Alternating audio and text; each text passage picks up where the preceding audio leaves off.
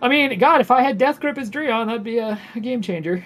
That would be kind of sick, actually. So what I'm hearing is you want my Warp Vortex ability. Well, if I had a time machine, I would probably go back on that moon bridge or whatever and not run into Eris. I'd probably pull Eris into us. Just saying. This guy, warriors. Yeah, unfortunately, Christina got me with the old not having Death Grip, and then I got my ass beat so hard she forced character progression on me. But that's like that's the only way Dreon learns, right? Because he's a mercenary, and the only way he learns is by losing. I didn't contest it. I did not fight you on it. Versus when you tried to force character progression on Akashba, I was like, absolutely not. But when Dreon got his ass beat so hard, I was like, yes, begrudgingly, that is the only way to get him to progress as a character.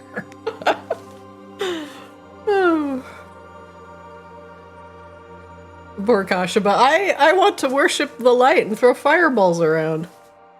I mean, that's fine. He's a very deep character. Sometimes he farts in public too. It was like that, throwing fireballs and like being racist against the undead. Yeah. You know, he would probably go down to Vakaris and just have a fine time. Like, oh yeah, you hate the people that live in Maginox? Yeah, me too. It's actually, looking back, it's kind of incredible how I made a Florida man bugbear. Very precious to everyone. Oh god, the Sunshine State. Yep, he brought the sunshine. He was very racist. Poor hygiene. Not very smart. Refused to grow or change. So like looking in a mirror, Rob. Well, listen, my hygiene's great. The other stuff, but my hygiene. Okay, all right, guilty as charged, but... All right, everybody. We are settled in. Stream is live. Let's do a quick recap. For those that were not with us last week during the superb Owl Sunday, we definitely missed Wangdoodle, but Wangdoodle, as you might notice, Bonsai doesn't have a health bar.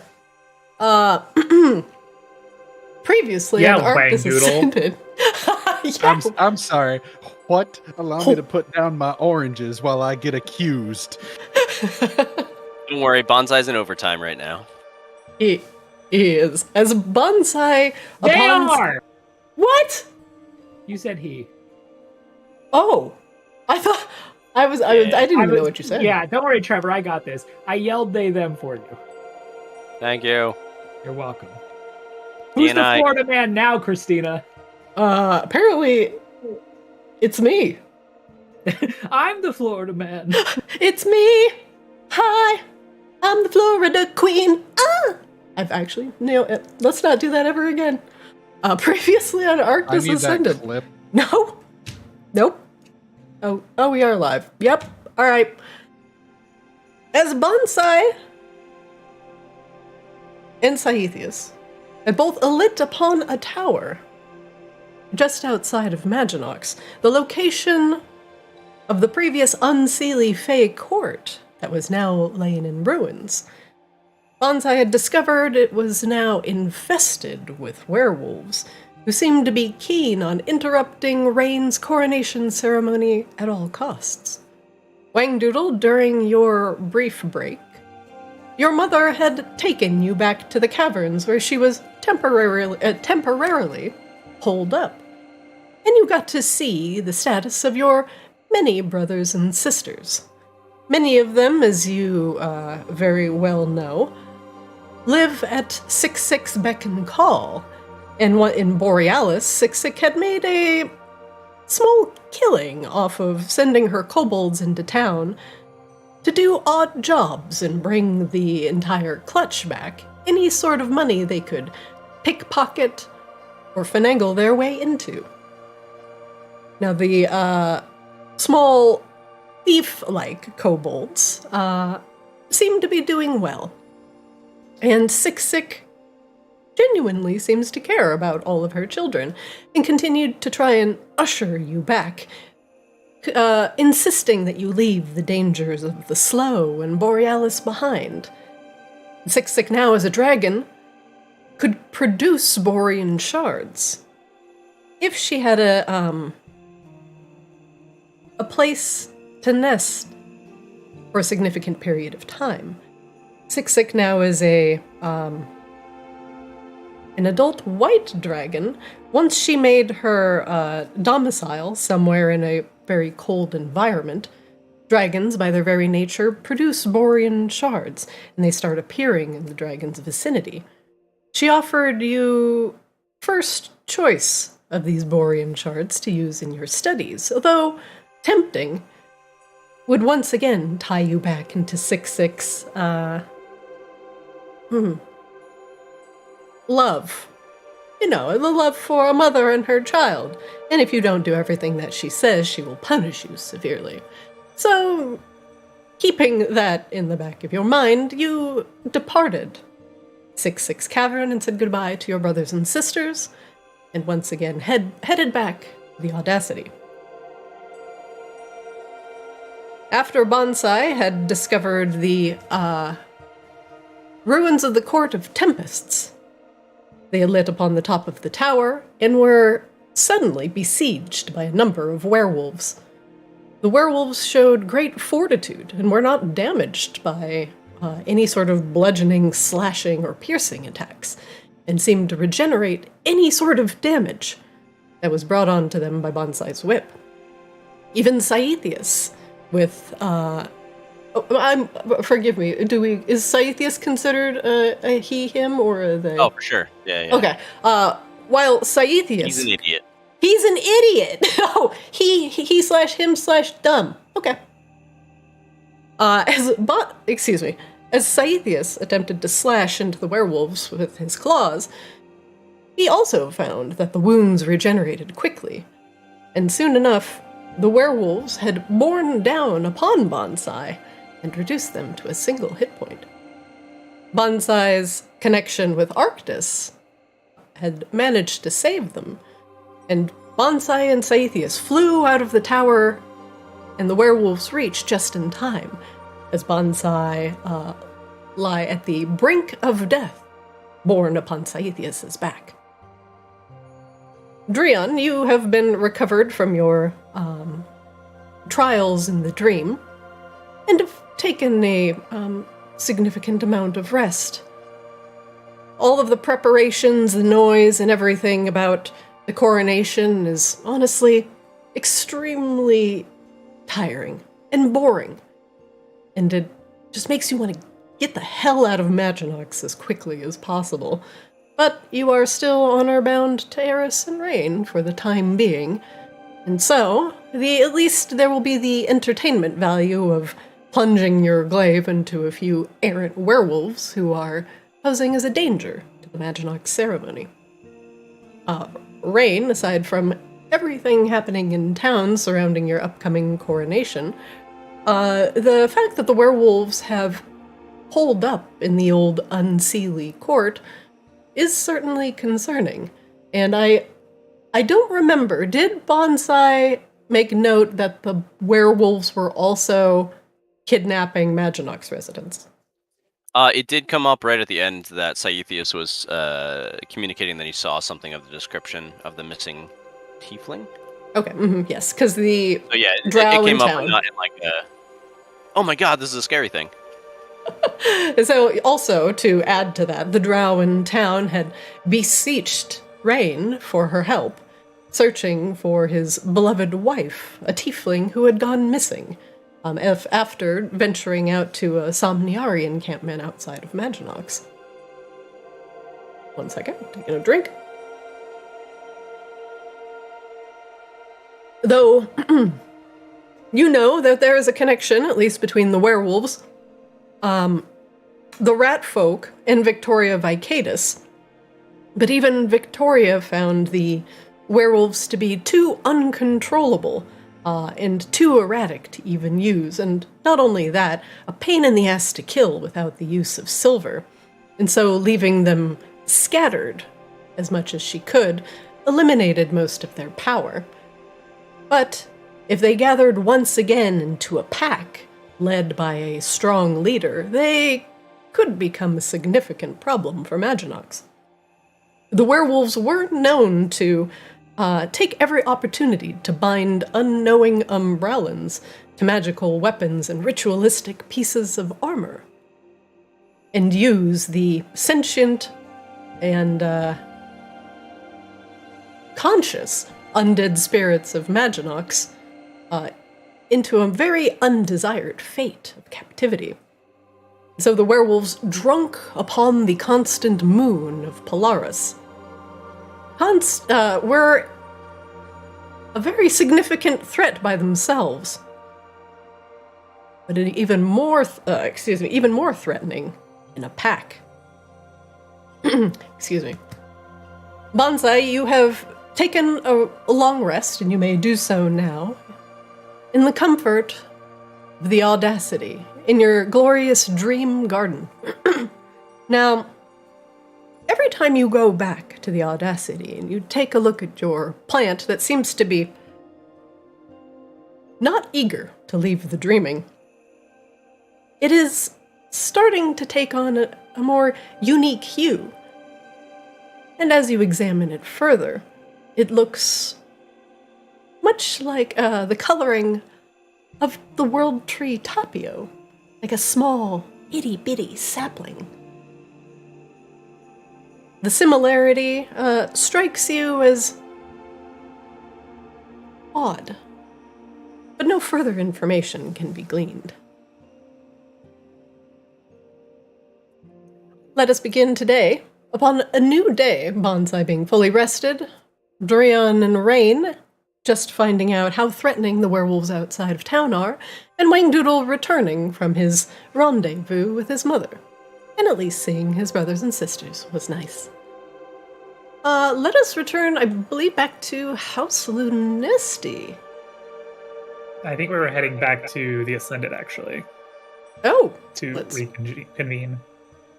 Also, point of clarification, Christina, what makes the werewolves dangerous as a pack? What makes them dangerous as a pack? Pack tactics! Yeah. Thank you, Drew.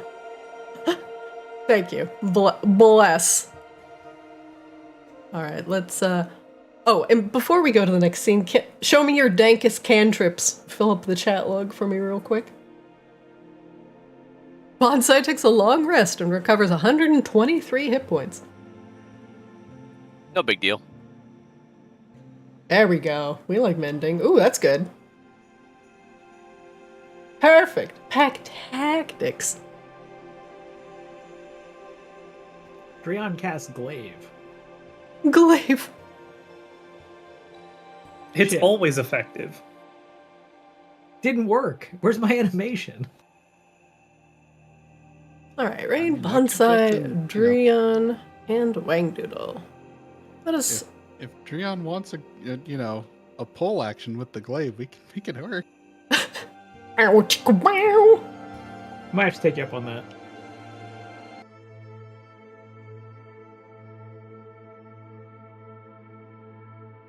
Doing lazy loops above Maginox at a safe distance, the airship, the Arcane Audacity, is bustling with, activity. Siksik and Wangdoodle, you have returned from your rendezvous, and your mother has extended her arms for a final hug before she takes off and gives you one last pout of manipulation. Hug for your mother, little one. Well, Ma, you've been so kind and generous during this whole trip. Okay, it's fine. Let's just make it quick. The two kobolds hug briefly, and Siksik pulls back and whispers something in your ear. I shall see you at the coronation. Take good care of Rain. She pats you on the head. I'll do my best, Ma. We'll see what happens. I've been good so far.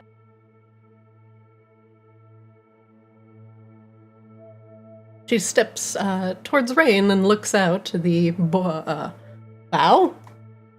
starboard, larboard, that side of the Arcane Audacity. Starboard, yes.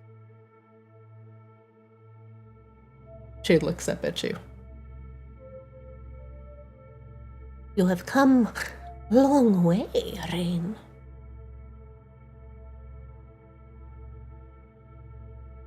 Have I?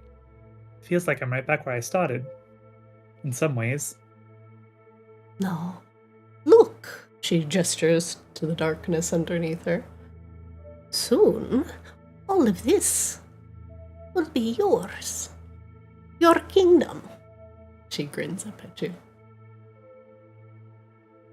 And you have opened your doors for small kobold and her extended family. For this, I am thankful.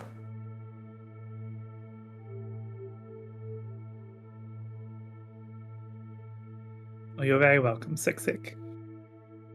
You have shown such great hospitality and have taken small child under your wing.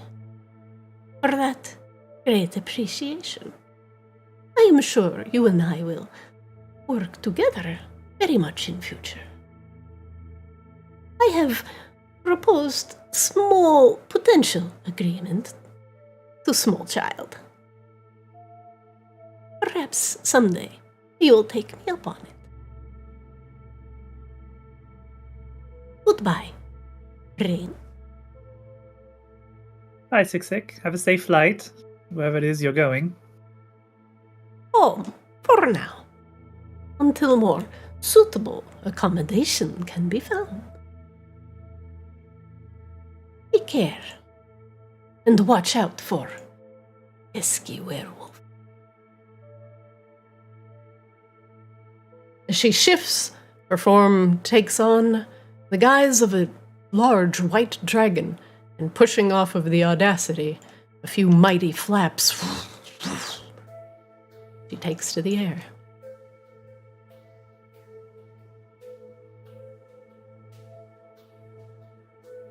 And disappears into the night.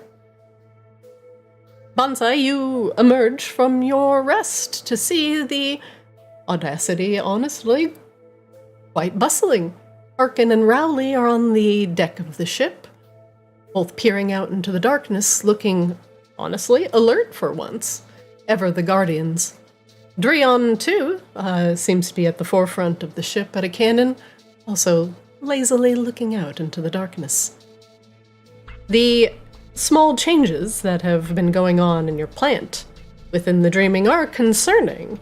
Perhaps a new ley line is being formed, as it is spending too much time in the darkness of Polaris.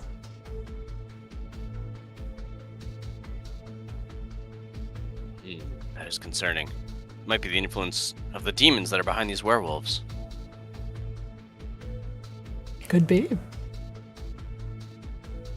If the werewolves have a leader, it is possible that something even more powerful than a werewolf could be a demon. Yes, definitely concerning. Wait, so is Wangdoodle here? Is what I see real? Mm-hmm. Okay. Ah, Wangdoodle, you're back. Are preparations made for us to move onward towards the tower that I saw?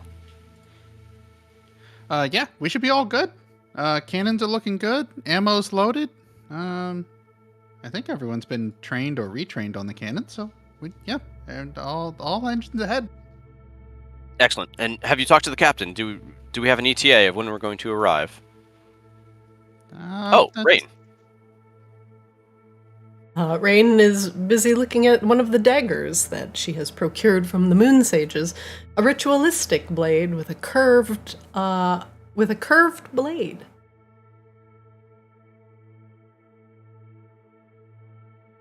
Yes, Bonsai? I was just asking Wangdoodle, but I feel like you might be more knowledgeable. Are we en route to the tower I was talking about? We are. Do we have an ETA? We're probably actually already there, because if it's just outside of town, it can't be that far by airship. Yeah, not super far. It'll only take about 10-15 minutes to get there, so. Bonsai goes to the edge of the ship and looks out with a completely unfocused eye. I'll take your word for it. I can't see that far. Each of you have a dagger from the Moon Sages. It is a silver blade that will stop the regeneration of the werewolves if the silver makes contact with their skin. However, keep in mind that the werewolves still are immune to damage from bludgeoning, piercing, and slashing weapons that are not silvered. So if you wish to engage in perpetual melee with them, you will have to use the dagger. Unless your weapon is silvered. Dreon's actually at the front of the ship, just frustratingly trying to find a way to attach the dagger to his glaive. Just a little bit of you see him looking increasingly irritated. Wangdoodle walks up towards Dreon, looks at the dagger that he's possessing, looks at Dreon looking at the dagger, starts measuring the dagger in terms of total volume to see if it's possible to maybe melt it down and line the edge of Dreon's glaive with the silver. Dreon pays you no attention as he continues struggling in vain. Dreon's glaive is already made out of ironwood and cannot be modified further with silver. It would negate both effects of the weapon. They are incompatible materials. As I'm fighting with a fucking dagger, says to the fucking air. You want me to place a socket on there? What? A socket for what? For the dagger. Like, you put it onto, like, the butt of the glaive. I don't... Would it stay on? Well, yeah, here. Wangdoodle points down to the butt end of the glaive. This part down here, this is just a counterweight to help balance things out. We could just, pop that off and take off the pommel on the dagger and thread it onto the base of the glaive. Unless you're trying to break down, like, reinforced walls with it, it should stay on pretty well. You could definitely do that, Wangdoodle, and it would offer reach to the dagger. It would give it the same reach as Dreon's glaive, which I believe is 10. It would deal the same amount of damage, but at least it would have the reach. And plus be silvered. Long pole, tiny blade. Long pole, tiny blade, yeah. Dreon thinks on it, and he like takes out his glaive and then looks at the dagger. Well, it could work. Just better than nothing. And he hands both over to you. He hands the giant glaive over to your tiny kobold self. Well, here, let me give you an insurance policy. And Wangdoodle refuses Dreon's dagger, takes his own out. Look, I'm not good in a fist fight, so here, I'll try it with mine, and if it doesn't work, you still have yours as an emergency, Dreon nods. Wangdoodle, while you're making modifications to poles, do you think you could affix it to the end of this pole of collapsing that I got in town? Oh, probably. You want it like a lance or something? That could work wonderfully. Wangdoodle, you could combine the pole and the dagger. Absolutely. It would change the dagger from being just a normal dagger with an abnormally long handle into being a 10-foot pole with a dagger on it, giving it 10-foot reach in a very similar fashion to Dreon's glaive. Some people call that a spear. It is. In Bonsai's case, because he is not, let me see. Sorry, they are not, revert to a pole. Yeah, same amount of damage. So it will just provide reach, and then Bonsai could also command the whole dagger to become just a dagger, at least for concealing purposes. Got some pneumatic action. I'm just thinking of like those magician's canes that like fit in the palm of your hand. You push a trigger and it extends out. And this yeah, just that's has a dagger exactly. Do you wish to do that for their daggers? Yes, I will sit down with my woodworker's tools and get right to it. Okay, Adrian, I am going to modify your dagger to have 10-foot reach. And yes. I will do the same for Bonsai's. That will only take just a second. You guys can continue discussing anything while I make changes to your weapon. Brian, as we talk about tactics, which I know you like, but we haven't done in a while, keep in mind, and I know I didn't say this last night, but they're all actually armed with silver spears as well. So if we can take down one of them, we can all focus on that. You could probably pick up their spear and use it on the rest of them. Wait. Hold on. Let me just make sure I'm following. These things are weak to silver, but they're using silver spears? Yeah, it didn't make a whole lot of sense to me when I was there the first time, but again, the whole engagement took less than a minute. He looks around at everyone wouldn't touching this set them on fire or something? I don't get that sense. I feel like it's not touching this, they heal through everything. But touching this, it would be no different than you or I being stabbed. Huh. Okay, well, yeah, I guess to your point, we just beat the shit out of one and take its spear. I mean, it's not really unheard of. They're, if you're, I mean, the glaive doesn't cut you when you're holding the handle, right? I guess if I were weak to one thing specifically, I would probably not fight with that thing. Oh, they're all also very weak to magic, so we might be overthinking this. But I mean, if you look at it that way, right? If you're from a group of people or a tribe or a society or whatever, and you find something that kills you, right? Then you have an idea that anything else you come up against is probably also gonna die to whatever that is. So it makes sense to weaponize it. As long as you don't touch it, you're relatively okay. So your handle's made out of ironwood or something, you're fine. I still don't. He looks lost for words. He's clearly trying to consider if he's just very fucking stupid and doesn't understand. I just probably still wouldn't do it. I would just fight with something else. Well, history is determined by the victor, Drian. So, in war, there aren't any rules. All right, yeah, he looks up at Bonsai. I guess, yeah, let's just take their spears from him. Bonsai nods. Drian still, even after saying this, just looks deeply confused.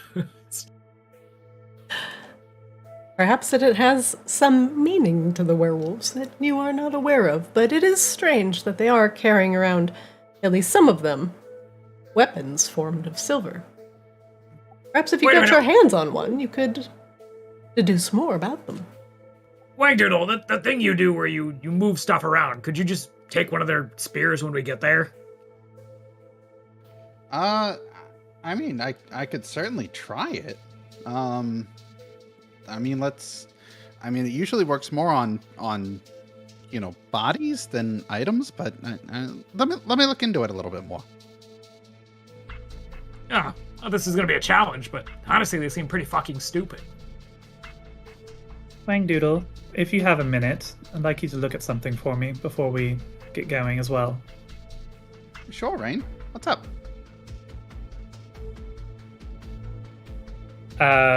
Rain holds out Mana Flow and the Silver Dagger. Would you be able to use this to silver Mana Flow for me? I could help you manipulate the silver, at least. I'm. Go ahead. What's Mana Flow's length? It's a rapier, so it's a thin blade. Ah, okay. So you. Oh, okay.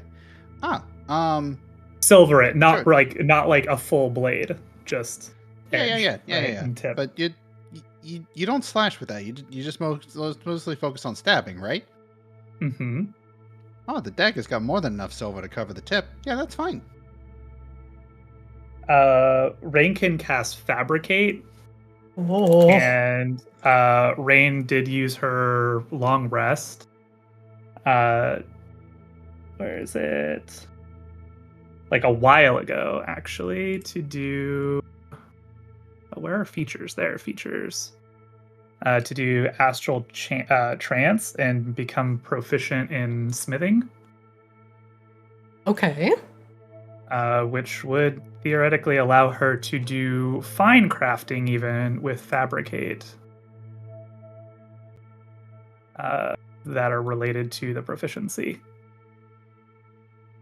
Well, with you and Wang Doodle together, you could certainly get this done. You wish to silver mana flow. I do, I think. Okay. Very well. Rain, you must use fabricate. Wang Doodle will also supervise this. And together you will weave your magics together in order to coat mana flow with a fine sheen of silver. This will destroy the ritual dagger in the process. I'm assuming you are not giving it back. No. I really hope they're not expecting any of these to come back. Rain, you can delete the ritual dagger from your inventory. There's got to be some perks to being queen, so can't just be working for everybody all the time.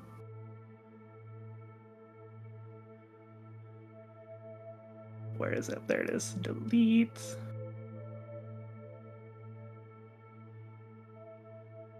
I mean, I also still have the Moonblade, so, you know. Do. The Moonblade will not commune with you, though, but... I don't. Eris has it. Yeah, you're not worthy. Hey. Whoa. Whoa. All right, let me... Whoa. Oh, let me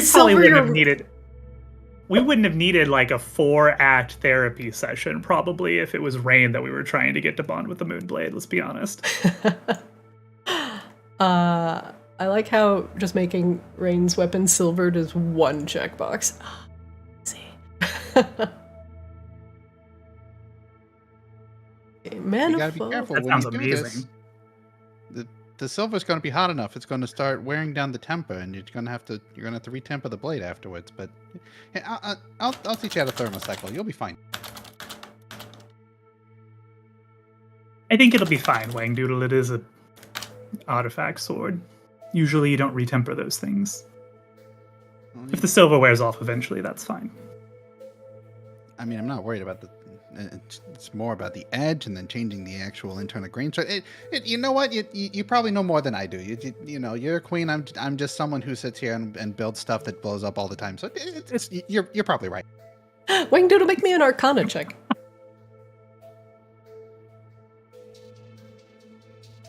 Sorry, I'm trying to find them now. Yeah, different sheet.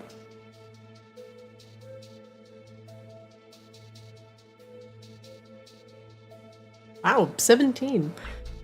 You notice as you and Rain are working the silvered dagger into mana flow that the metal is much more malleable under the light of the moon. You've never quite seen it have properties like this. It moves almost like quicksilver under the guidance of magic. And as it coats the blade and seeps in, it keeps the blade sharp and the edge honed. Shimmers of magic float off of it, and you swear you hear a voice in the back of your head say, "Thank you." Maybe it's just your imagination. Curiosity gets the better of Wang Doodle, and after the blade has been dipped, drops a couple rifle rounds into the remaining silver. Blap blap! Flecks of silver go everywhere and spatter the deck with glittering shards. The silver is not sentient. Whew! This time. Wang Doodle scurries around to pick up the specks of silver and puts them into a small round casing. You have some small silver ball bearings. Perfect. Now, as the Audacity approaches the ruins of the Court of Tempests, if you fly directly overhead, surely you will gain the attention of all of the werewolves below. Bonsai, as you had alit atop the tower initially, there were a few places below that were relatively infested with wargs, though there might be a slightly more clear place to land to the northeast. Or excuse me, yes, the northeast. The more time you spend, at least, zipping about trying to find a place to land, the higher the chance they are going to spot you. And so, what is your plan to get back to the Court of Tempests? Do you drop out of the airship? Do you fly Saethius over and get there early? What's the battle plan? I would imagine this would be a conversation with the group to determine that, but yeah. Okay. The Audacity is approaching your destination. You can choose where you wish to land. Esther, can you come out here, please? Esther, being called, will come out.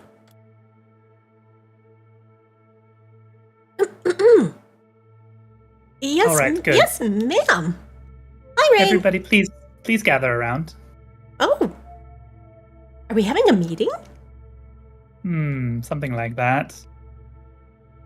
Rain is going to recast telepathic bond as a ritual for everybody on the deck of the ship. Should cover 8 people, so I think that's 1, 2, 3, 4, 5, 6, 7. Yeah, 7, so that should be good. Ah, yes. Now we have Harkin's train of thought going through Drion's mind. Excellent. Oh man, now I'm hungry. Rhiannon likes Harkin, so it's fine. Well, I wouldn't. Drion doesn't like Harkin. Drion just, they have certain similar qualities. Hmm. Oh, my brain's all tingly. Good. Now we can all keep in contact with each other. Good call, Rain. So, as I discovered the first time, they didn't seem very well defended from the rooftops. I think if you're able to get back down there, it might be good for us to do a surprise assault and move in quick. I'll be More honest. defense, carrying around silver spears. How did you lose to these people? I did not lose. I got exactly the scouting information I was looking for. It was very much a successful trip. Yeah, you were awfully bloody.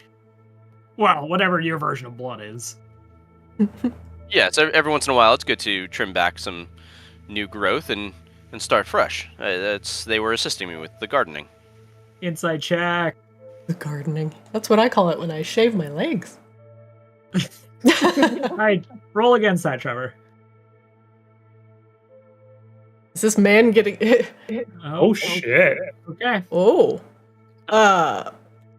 Apparently Bonsai is pruning.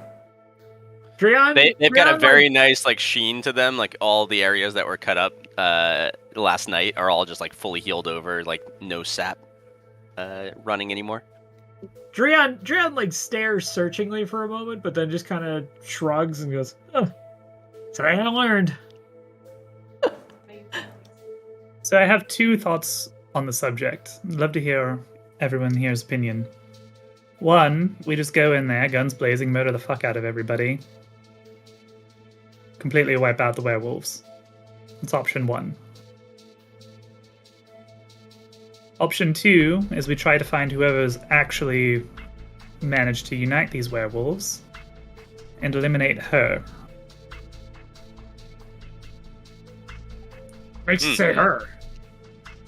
I don't know. I just have a gut instinct about these things. Queen Is there shit. an option 3 where we do both at the same time? Green ship. I mean, that's kind of the point.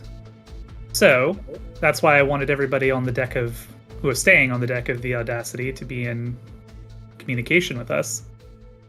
We could try to force the werewolves to bow to Maginox.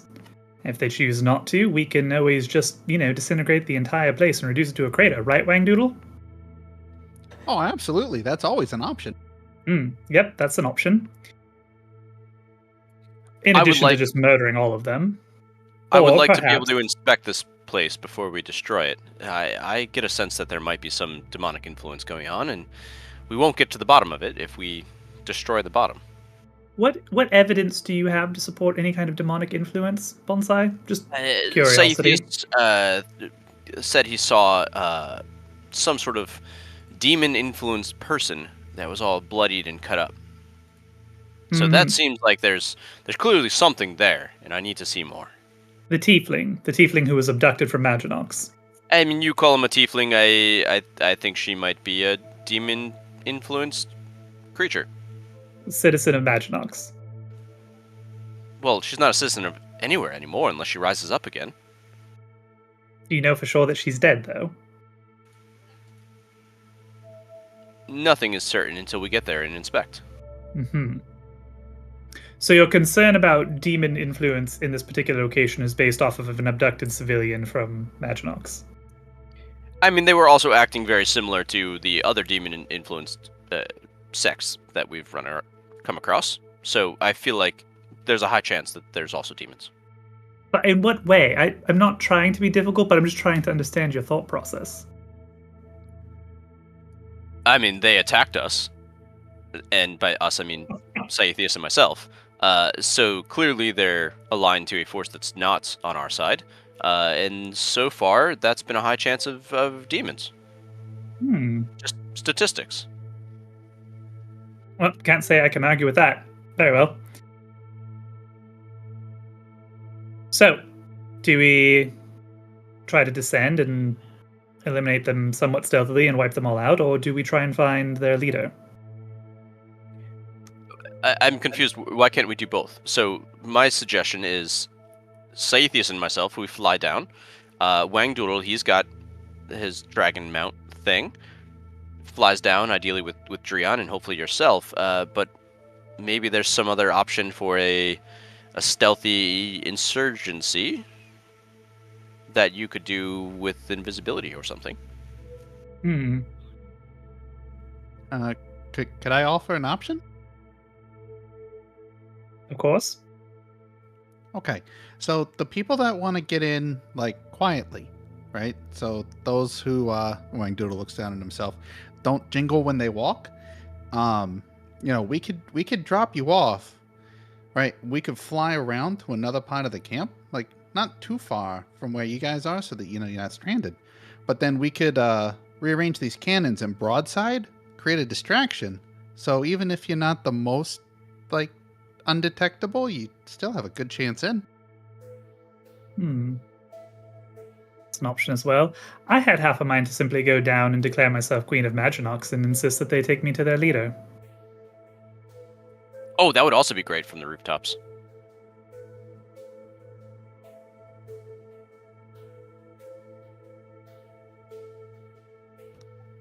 Drian is being conspicuously unopinionated. What if we, like, gave you guys parachutes and you could just, like, drop off, under the night sky? It's gonna be hard to see you. Or maybe you just drop us off. You both have the ability to fly. Yeah, I mean, I kind of want to be up here to do the broadside, though. Well, you'll still be in your ornithopter, right? You could flutter back. I mean, yeah, I just wanted to. All right, you bring up a good point. Yeah, sure. Wang Doodle's eyes were larger at the idea of seeing 4 to 8 cannons all firing off at the same time and hitting a target. I would like to reserve the use of the armaments of the Audacity for absolute last case scenario. I don't really want to destroy the palace. It is the place of my ancestors, in theory. I wasn't saying the palace. I was saying, like a segment of wall or, some outskirts. Something that would just deteriorate due to time, negligence, marauders, the normal stuff. And be a lot more difficult to fix when we retake the place. What are you talking about? You're a queen. You got stonemasons. It'll be easy. Right. Of course. That whole thing. Well, how about this? How about Bonsai and Wangdoodle, you drop Drian and I off. We'll right around, I don't know, front of the palace. And you take to the skies and stay there for support. If we need to broadside the palace, we can do that, Wangdoodle. We'll keep it in reserve. Well, all right. Just since we're humoring the idea of using the broadside, do you have a strict limit on how much collateral damage is too much collateral damage? If we have to wipe this place out, I'm okay if it becomes a crater. All right, perfect. And see, Lou said I wouldn't be able to survive out here without doing an ethics course. I like your train of thought, Rain. I would like to avoid it if possible, but if it's have an infestation of werewolves who are completely unwilling to listen to reason or be beaten into submission, then greater it is. I mean, You see from the south the curtain part, and Mora appears. She seems to be eating something, which she quickly swallows. I must say I personally object to the use of burning down the entire place. I would like to get a look around and at least find out a little bit more information about, well, what happened between my mother and the courts. It'd be much preferable if we didn't raise it to the earth. I agree. Much preferred. But again, if it's the difference of a werewolf infestation or not.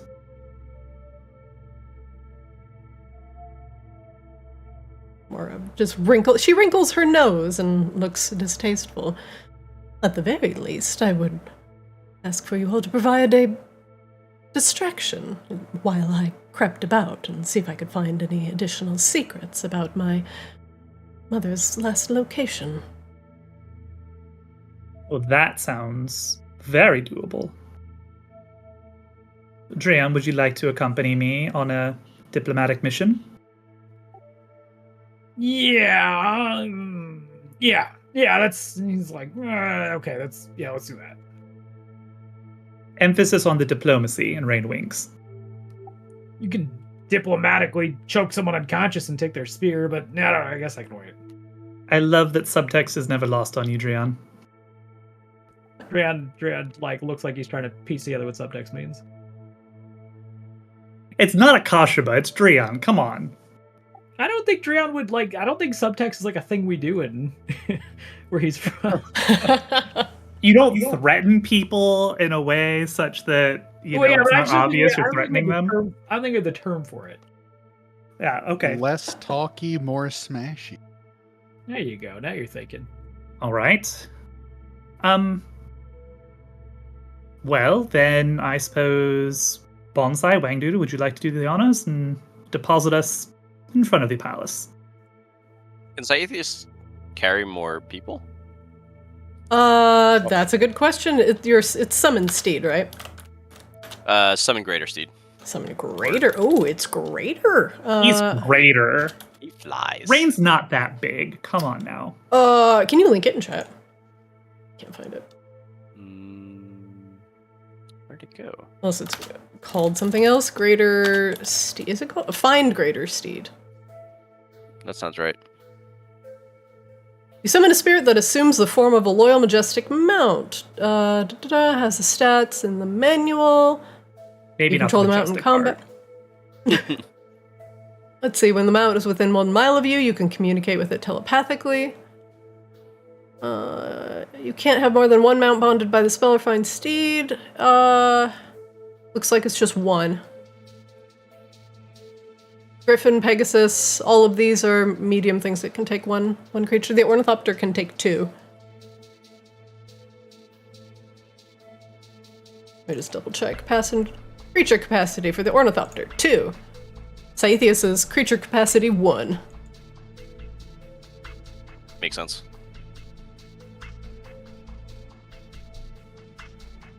I mean, I can. So, I can Raid, I can't transport anybody, but if you turn yourself into something small, maybe I could.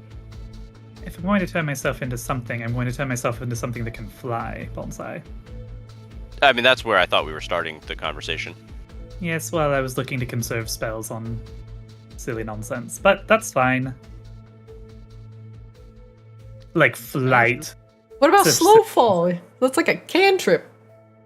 It is not a Feather- cantrip, featherfall? and Wait, also Rain does featherfall? not have it. What? You don't know featherfall? No, why would Rain know Featherfall? It's first level. Rain has like 3 different ways to teleport over short distances and turn into a giant eagle. Christina, Oh, why that's don't true. You could just skydive? fall to And then the as you you could, get close to the ground, you just do your divine wind strike thing. or just and bounce teleport. around enemies. Yeah, you're Uh, like 30 feet to the ground. Teleport. Ta-da! yeah, no, Rain. Yes, Rain can do that. That's a thing that Rain can do. That's fine. All Just don't right. mistime it. If Rain just shows up, she's covered in fucking leaves and brambles from her. Because she's got to get like within 60 feet to use astral step. Because it has a range. Hang on, let me look because it's actually The rain hits the featured. treetops. Astral steps halfway down. Whew. Couple pine needles.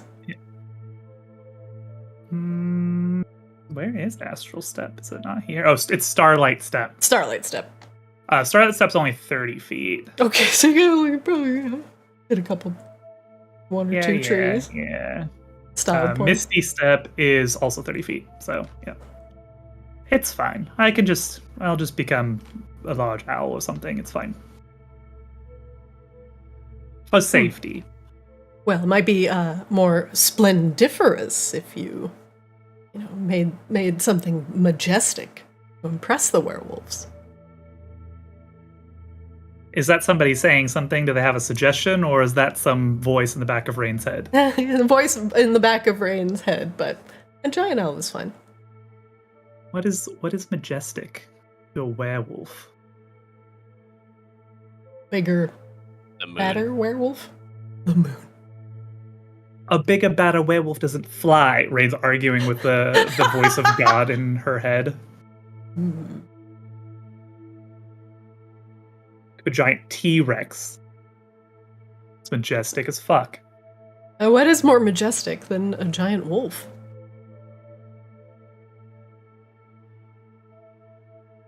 Well, Rain, I you're don't know. going to have to figure out some way to get to the ground because everybody else might be taken care of. Wangdoodle on Drion's lap. Man, that is a sound. That was a sound that is not matched up at all with the visual. Just crunching. Rain, what do you wish to polymorph into? We will turn into a giant owl. Ow. A giant owl because it actually has dark vision, so that's better. Anyway, Okay. Let's see.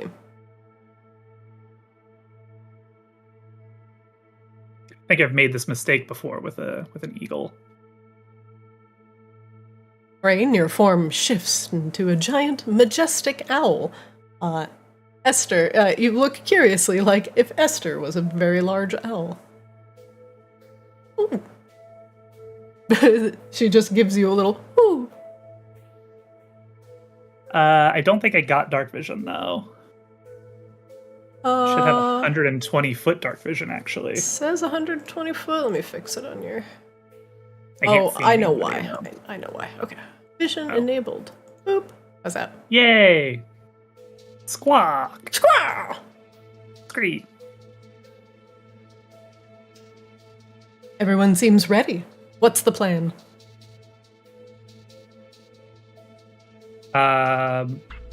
Rain will pick up Drion by his shoulders. Oh, this is mildly unexpected. Okay. Drion, you could. Do you want to mount Rain? You can. Nope. Picking him up by the shoulders. I was gonna say, I don't really want to answer that. Scraw!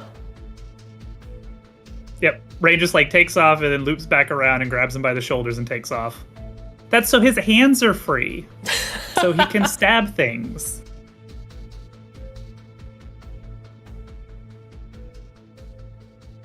Everyone takes off from the Audacity. Rowley and Harkin and Esther give you a wave goodbye. Everyone takes to the skies. Wangdoodle on the Ornithopter, Bonsai on Saithius, and Rain holding on to Drion for dear life. Drion, you dangle over the darkness with the giant owl's claws dug into your shoulders. Well, this is one way to fly, I suppose. The new economy seating. One moment, please. Yeah, Rain was going to actually charge him $70 to check a bag, and he's just like, no, I just won't. Carry on only. No. Joke's on Please. you. Drion is the baggage. Please Oh, no. store your one personal item under the seat in front of you, Drion. There is no seat. That cannot go in the overhead. That cannot go in the overhead bin. And like the Super Trooper kid voice, there is no front seat. I can't pull over anymore. Do you wish, Rain, where do you wish to go? To the front of the ruins? Rain wants to go to the front of the palace itself. Okay. Whatever that looks like in the layout. I will Whatever. move you there. Because I don't know if this is like a walled like city or if this is literally just like a big palace temple thing. Like, I don't know.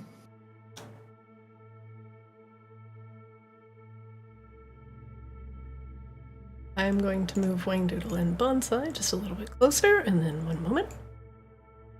Move you all to the scene.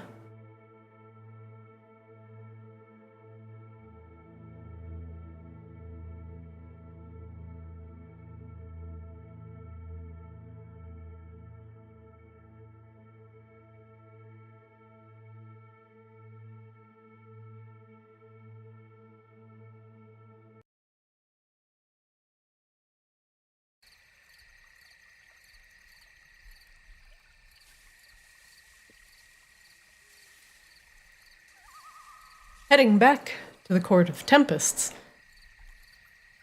a light snow has begun to fall, and Rain, you and your prize, aka Drion, land in front of the ruins of the Court of Tempests. An echo of howls heralds your approach, and to the south, a group of wargs sit lazily under a tree. The largest of the wargs, a blue and white-furred Arctis nightwolf, lifts its head as you land and lets out a snarling growl.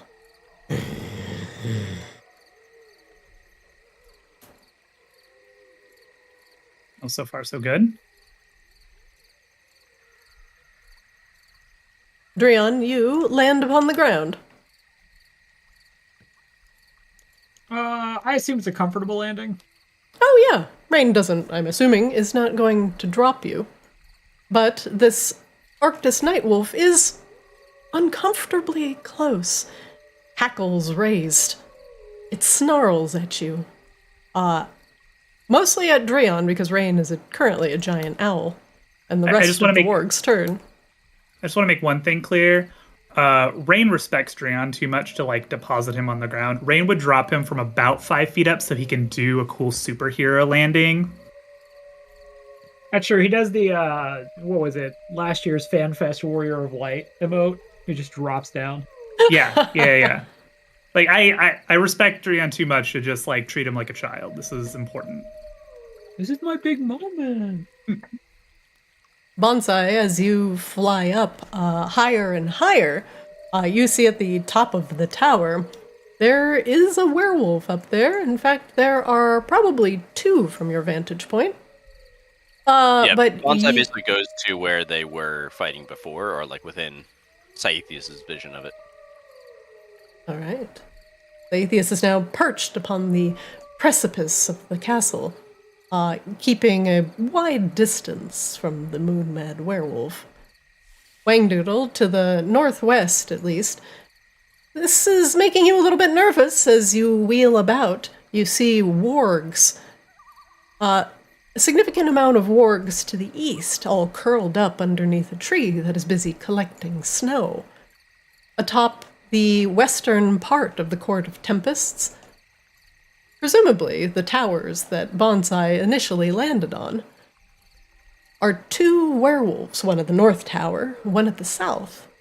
Not to mention another pack of wargs on the ground to the south, currently looking at and dealing with Rain and Dreon.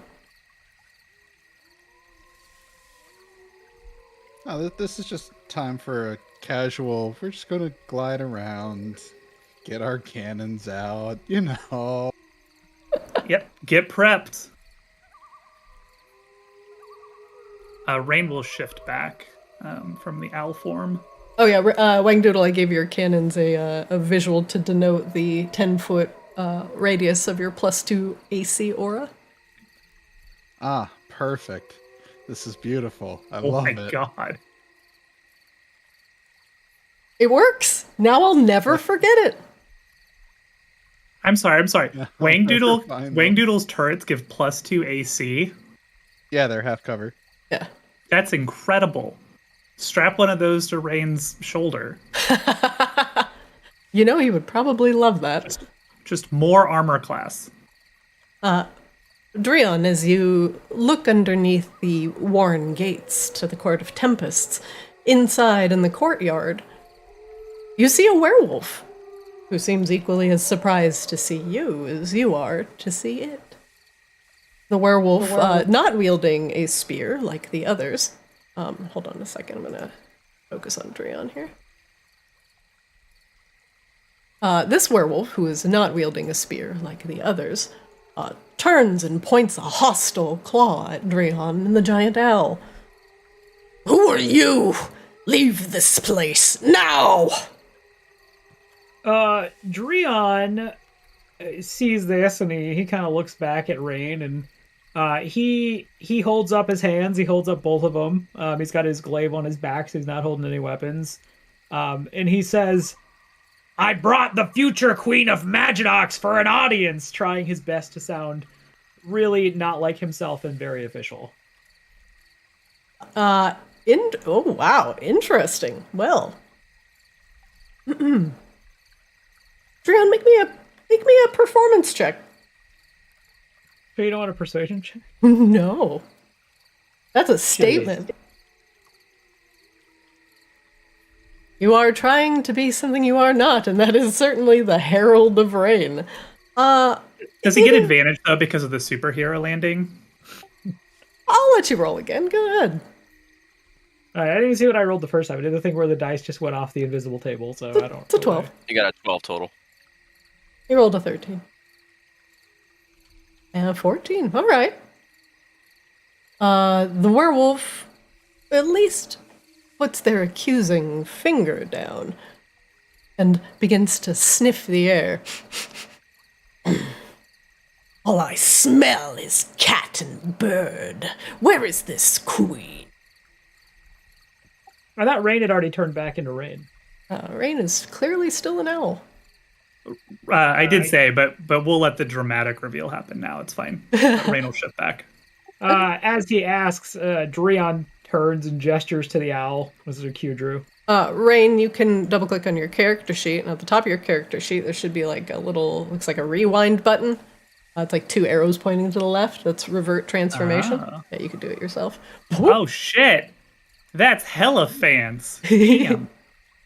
Yeah, Dreon again gestures back, and as Rain transforms, looks back to their werewolf and says, "The queen to be of Maginox, Rain Silversong." What?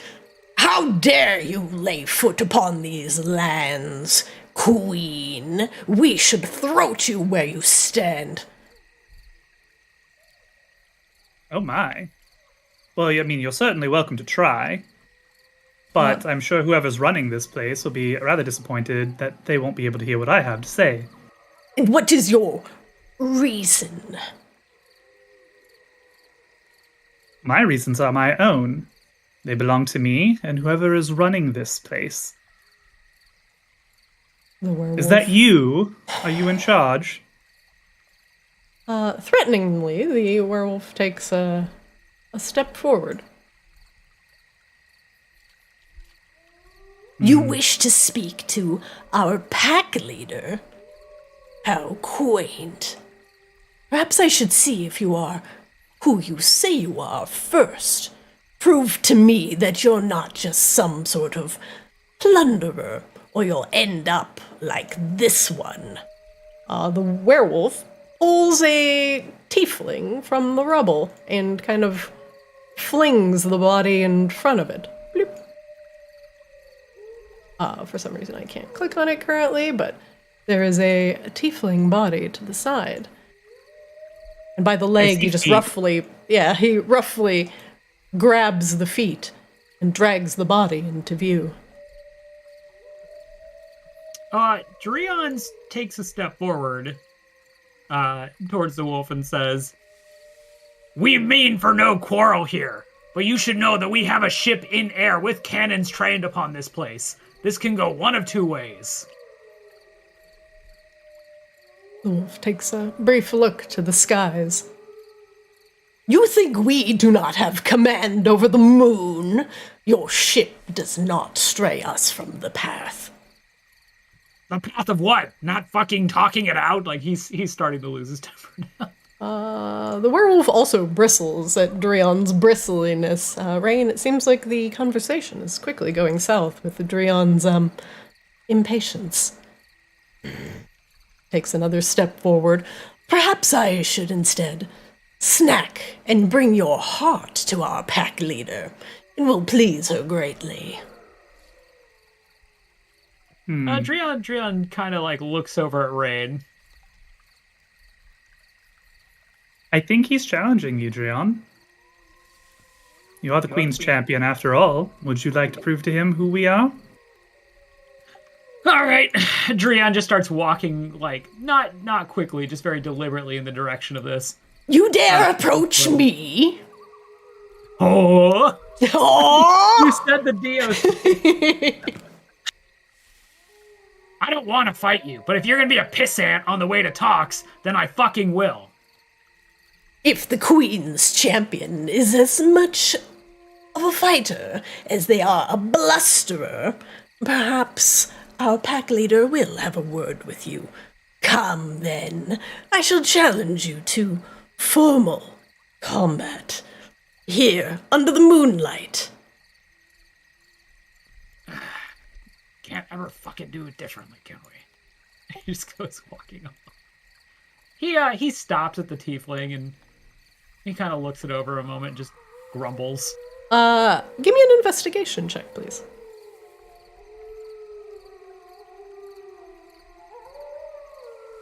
It looks like the tiefling's body has been partially consumed. There's bite marks all over it. It looks like the bones have been gnawed on in places. Though, it also looks like the body has been thrown about, and disrespected.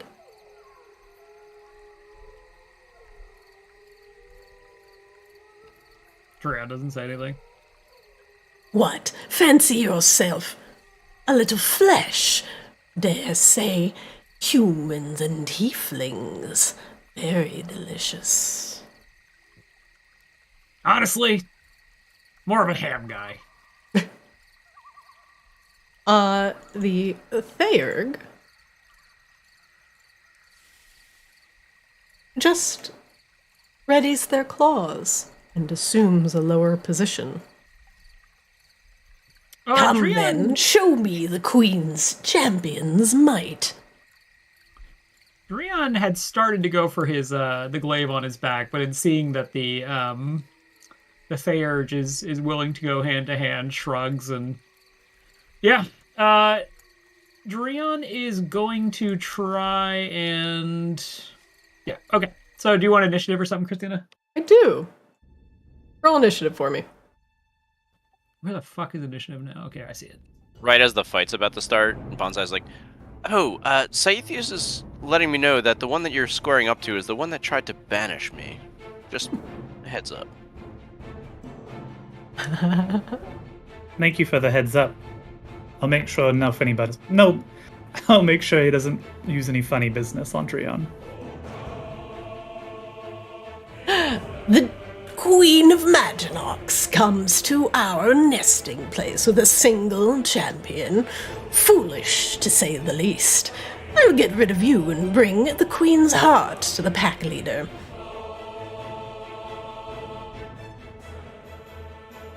One moment, please. Drian doesn't respond, just lowers himself. If you have to kill him, you have to kill him, Drian. Wang Doodle also rolls for initiative. Wang Dude is like, me too. Me too. I saw dice and I got confused. Wang Doodle. Apparently you've got every cannon. Your force ballista is providing you a barrier shield. There's honorable combat going on in the courtyard. Do you wish it to become dishonorable? You know, I think what I'll do is I'll fly down and we'll see if it needs to be dishonorable combat. But, you know, someone starts talking about cannons, I hear go time.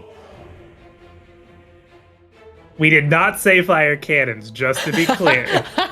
I heard cannons. That call was not made.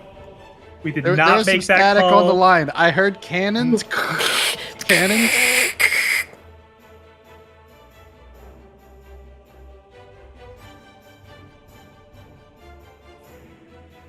Let's see. I'm just going to finish flying down here, go up about 10 more feet. You know, just keep an eye on things.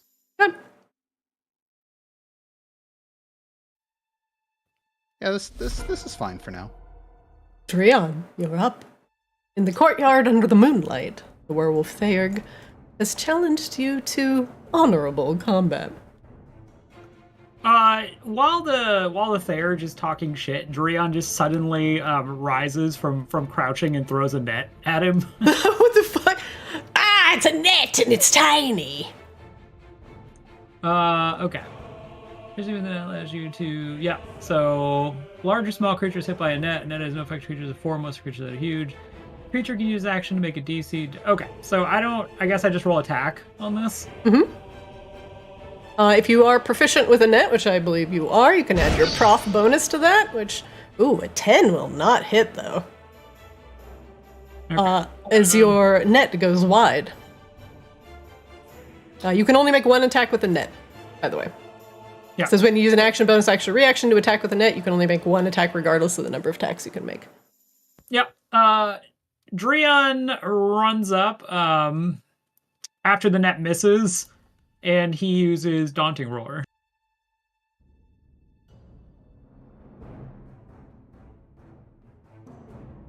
What is that going to do, Drian? Ooh. Gonna make him scared. Hopefully, maybe. As a bonus action, once per short rest, creatures of your choice within 10 feet that can hear you must succeed on a wisdom save. Ooh. Or become frightened. So the DC is 8 plus your con modifier plus your proficiency bonus. So 8 plus 5. 16. 16? Yeah. Oh, so yeah, I calculated it before. The werewolf will try and make a DC 16 wisdom save and fail. It is frightened. Get him. Andreon is going to action surge. And Andreon is going to begin tearing into him with his claws.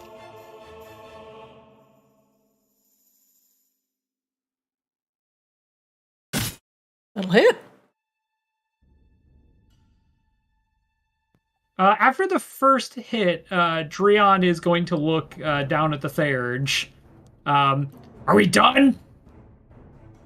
The Thaerg lets out a high-pitched whine and tucks his tail underneath, or between her legs. But the claw, although it hits home, you see the wound immediately regenerate. So she doesn't give up.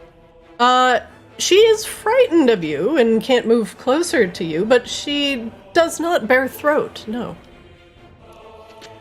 Alright, so yeah, I believe the polearm that was updated is actually Wangdoodle's dagger, so Drian would have a spare dagger. Do you not want to use your polearm in this? Oh, I'm gonna get rid of the... Yeah, it's fine. Drian can. It's fine. I'll go ahead and use the So Drian like looks back after slashing with his claws and looks back to Rain kind of mid. Yeah, I think it's gonna have to be the other way. And then he pulls out his pole arm.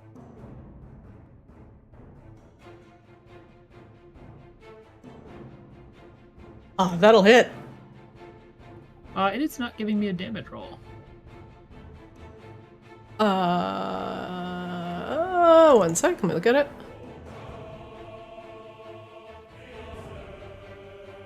Mortal polearm details. Sure, it's equipped. It's equipped. Just check the damage.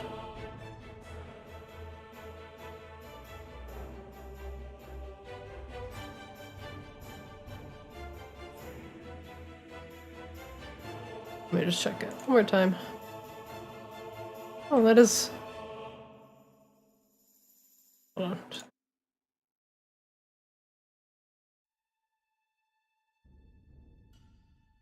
It's a 1d4 plus your proficiency bonus. Sorry, where do I check my proficiency bonus? It should be +5. Oh, I'm sorry. It's your modifier. So with your polearm, I believe it's Be strength, probably. strength based.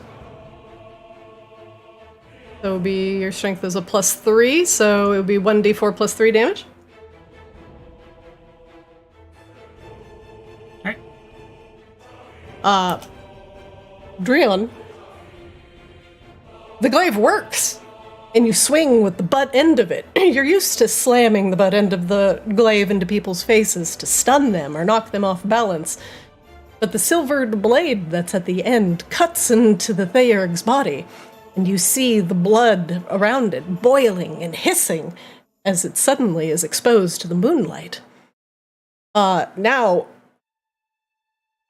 stammering, excuse me, the moon-mad Theurg clutches their chest and takes a stumbling step backwards, looking down at the silvered moon, and looks up at you with renewed hatred and fear.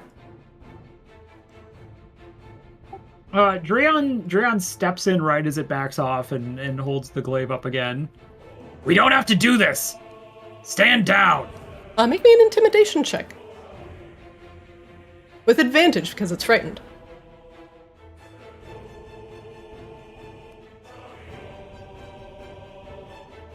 It's pretty good.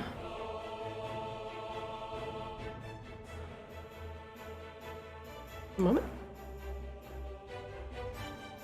Throw the save. Throw the save. Oh my god. Hello? He's too scared to throw the save. Apparently.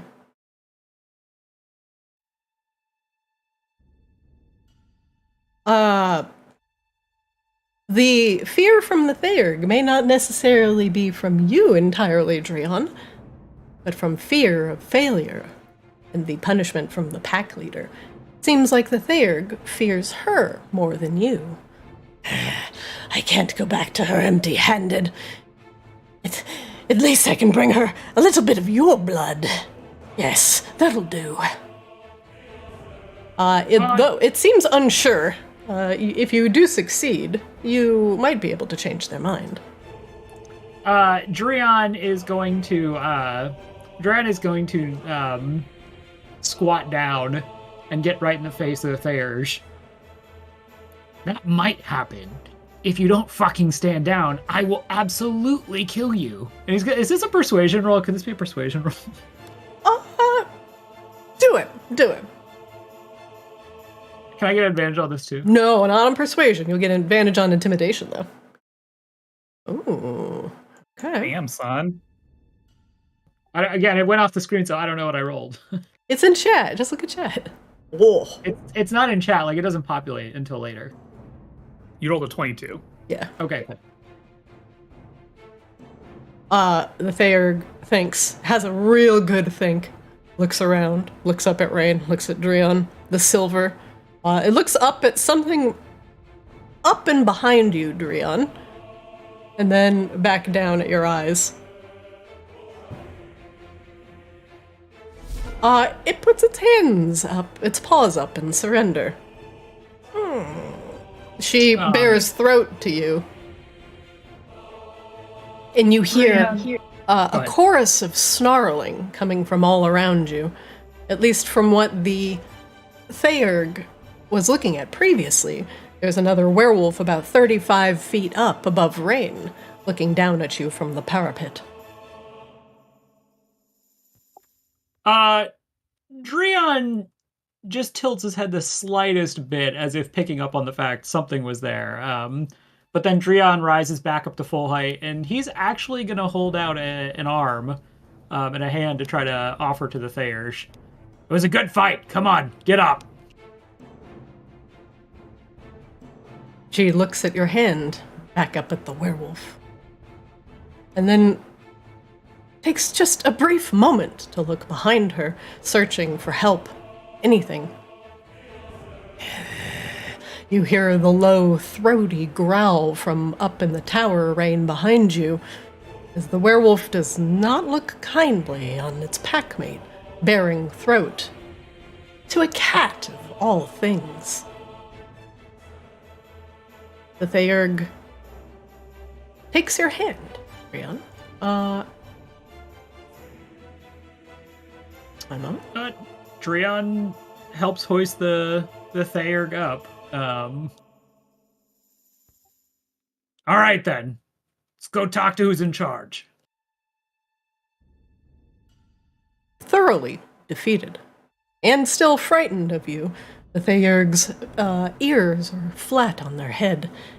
They look dejectedly between Drion and Rain, and then back up at the werewolf, who has slunk away from the tip of the parapet.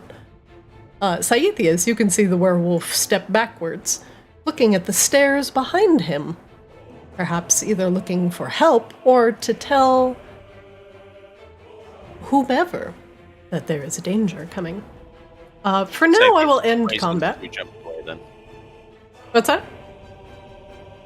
Bonsai and Saithius would be prepped, where if the werewolf were trying to go down the stairs, they would get in their way.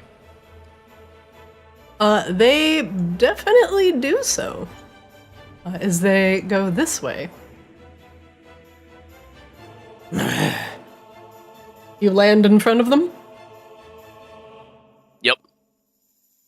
Not menacing, but very clearly, you shall not pass. What is this? You again!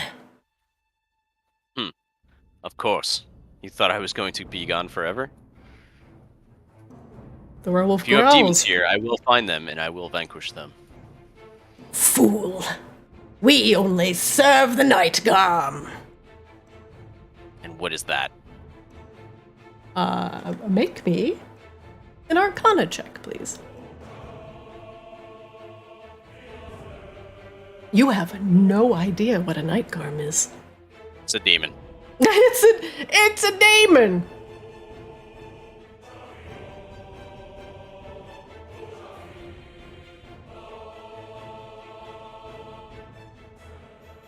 One moment, please. As we return.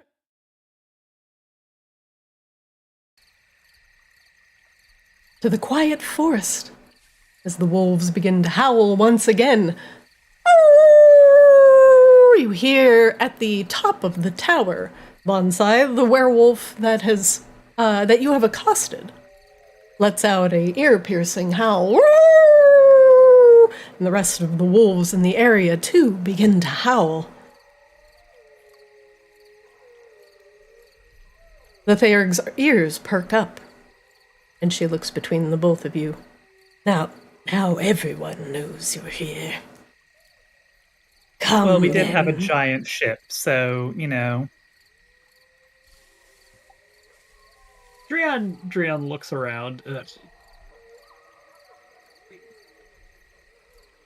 We were looking to sneak in here, we would have. The Theurg steps into a hallway. One second, I need to put the camera on Drion here.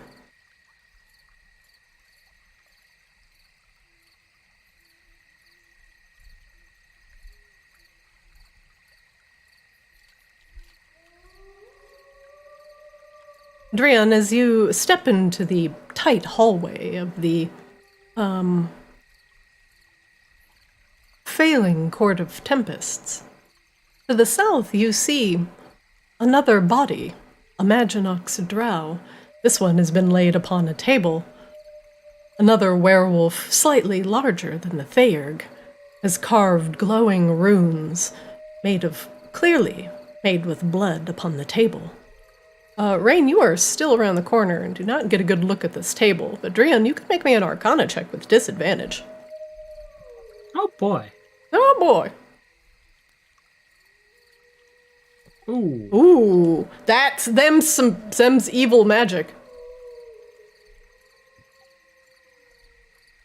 Drian doesn't think much of it. One of the werewolves takes a step forward and immediately begins to growl, smelling Drian and Rain. But the Thaerg holds up a hand and gestures to her still open and bleeding wound. They have silver. They wish to see the pack mistress. Oh, pack mistress. See, I told you, Drian. Queen shit. Ah. The werewolf, the Thaerg, steps into the stairs and goes up. As Rain passes, can Rain take a look at those runes? Absolutely. What was this, Arcana? Make an Arcana check.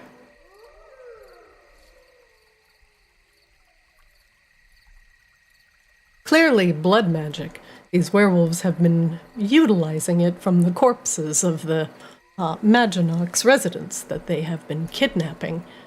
The runes are for some sort of empowerment ritual, you think. Something that would aid the werewolves and give them great strength, presumably done under the light of the moon. That is all you will know with a 13. All right.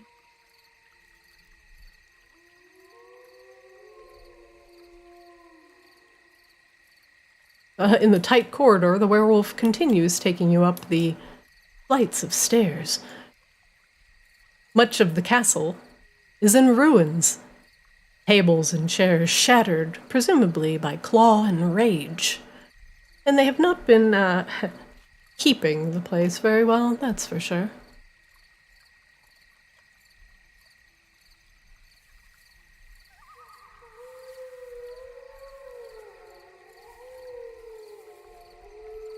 What? At the top of the stairs, that you can see through a bit of the roof above, there is a rat here. A rat king, perhaps. A tiny crown fashioned out of trash sits upon his head. Various fleas, maggots, and other vermin crawl through his rotting fur. And judging by the milky white of his eyes, he is either blind or undead. You are not sure. But either way, he is a hideous-looking rat man. Gnawed-on ears and rotted teeth, he stands before something possibly even more hideous. A massive werewolf sits in the corner, taking up most of the available space, with fur red as blood, and a very large mouth. This abnormally large werewolf sits as if she were king, ruling over her subjects, and turns to look as both Rain, the werewolf, and Drian make their way up the stairs. I said no visitors, no disturbances. The Rat King and I are holding an audience. Forgive me, my queen. These ones claim they are royalty from Maginox. The werewolf whines a bit and again tucks tail between her legs. The Rat King holds up his paws and looks at Drian and Rain. See, did I not tell you, Nightgarm? The royalty is back. They have offered my people a peace offering of cheese, and I have come to beseech you that you do not carry out this foul plan upon the new royalty of Maginox. We must give them the right of giving. The Night Garm shakes her head. Do you think I am placated with a pile of cheese, Rat King? Although you and your vermin can live off a pile of cheese, we cannot. And while the royalty of Maginox becomes fat and sups upon the moon, we have been left scattered and starved, experimented on by vampires, kidnapped, our blood drained. We want revenge, blood. She looks up at Rain and Drion, and at the sniveling werewolf. Please, Nightgar Matron, you must give them audience. The Night Garm. One moment, please.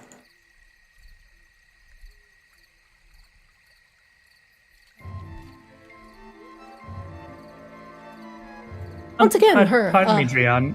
Let me mouth- scooch by you real quick. Her mouth opens wide, as if she were about to laugh, but then unhinges like a cobra.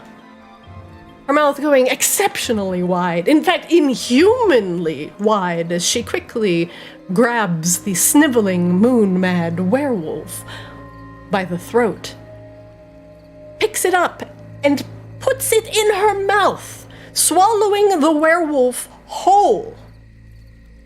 In an instant, the werewolf is gone, just immediately sucked down the gullet of this massive red werewolf. You can see as she eats it, it's moving all the way down until it ends up in her stomach, and she gives it a very satisfied slap and a noisy belch. I do not tolerate weakness within my ranks.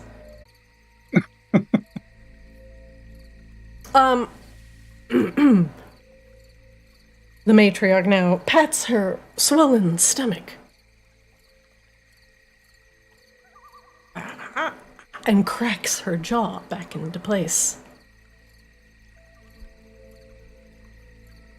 You still wish to negotiate? Vermis swallows hard and gestures Rain forward. There is enough room in my belly for another, even a queen. Rain sets a hand on Vermis's shoulder. It's a pleasure to finally meet you, Rat King. My rats have had their eye on you for quite some time. It's good to see some order finally coming back to Maginox. You see, Nightgar, your threats of violence do not need to happen. We can have order, talks, discussion, peace. The age of the vampires is over. Let the dreamers rule Maginox now. And perhaps one day you, too, can be reinvited into the ranks, if you weren't so drunk on moonlight. Vermis seems a little bit more empowered now that Rain is next to you, and kind of takes a step backwards, hiding a little bit behind Rain's leg as he speaks. His stench is unbearable. It is true. The vampires are dead. For the most part, those who perpetrated their crimes against you have been dealt with. Many by my own hand, Drion here. We're here to set right the wrongs of this land, protect the people who choose to live here. The people. That could include you and your pack if you choose. You would consider me people? How kind. She pats her stomach again.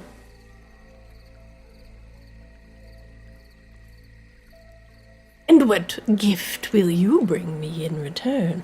I, royalty myself, are used to being brought gifts, preferably of flesh.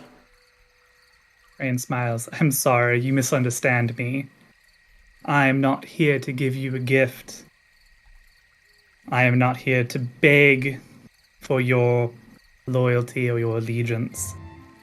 I'm here to demand your loyalty. You will be brought to heel. You will bow before Maginox. You will no longer threaten the people of these lands. Now, you can do so willingly or you can do so unwillingly. Those are your options. That is the only gift I have to offer you. I do not bargain flesh. And what of the vampires that live within Maginox? Do they not still barter in flesh and blood? A pity. They bring no harm to those of the city anymore. But we The must trading hunt. and the buying of others. We do not trade or buy. We take, we devour. We are the consumers. And our birthright is to the moon. One your Somniari claim domination over. Interesting. I don't know. There seems like an awful lot of moon out there for everyone to me. The night garm.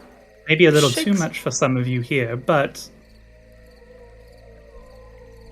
Do you not hear that? My children howl with rage and fury. They wish to run and hunt.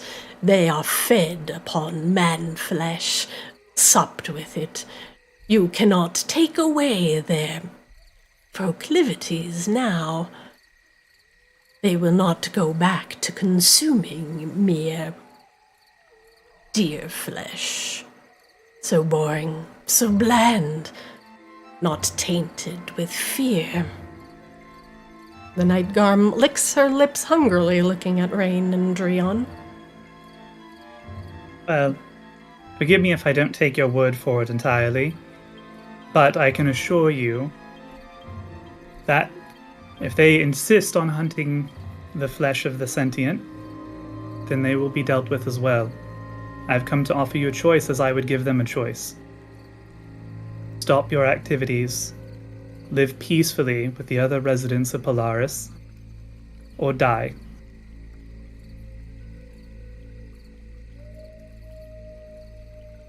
You dare give me an ultimatum? No, I issue you a challenge. A challenge? And what are the rules of this challenge?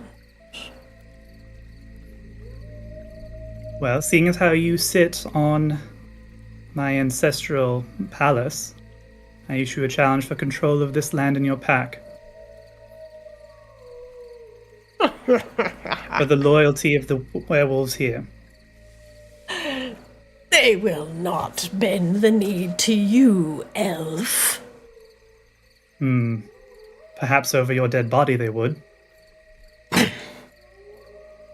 She snarls Or- and begins to stand up. She is sluggish and obese. Clearly has been fed a significant amount of flesh in her time here in the castle.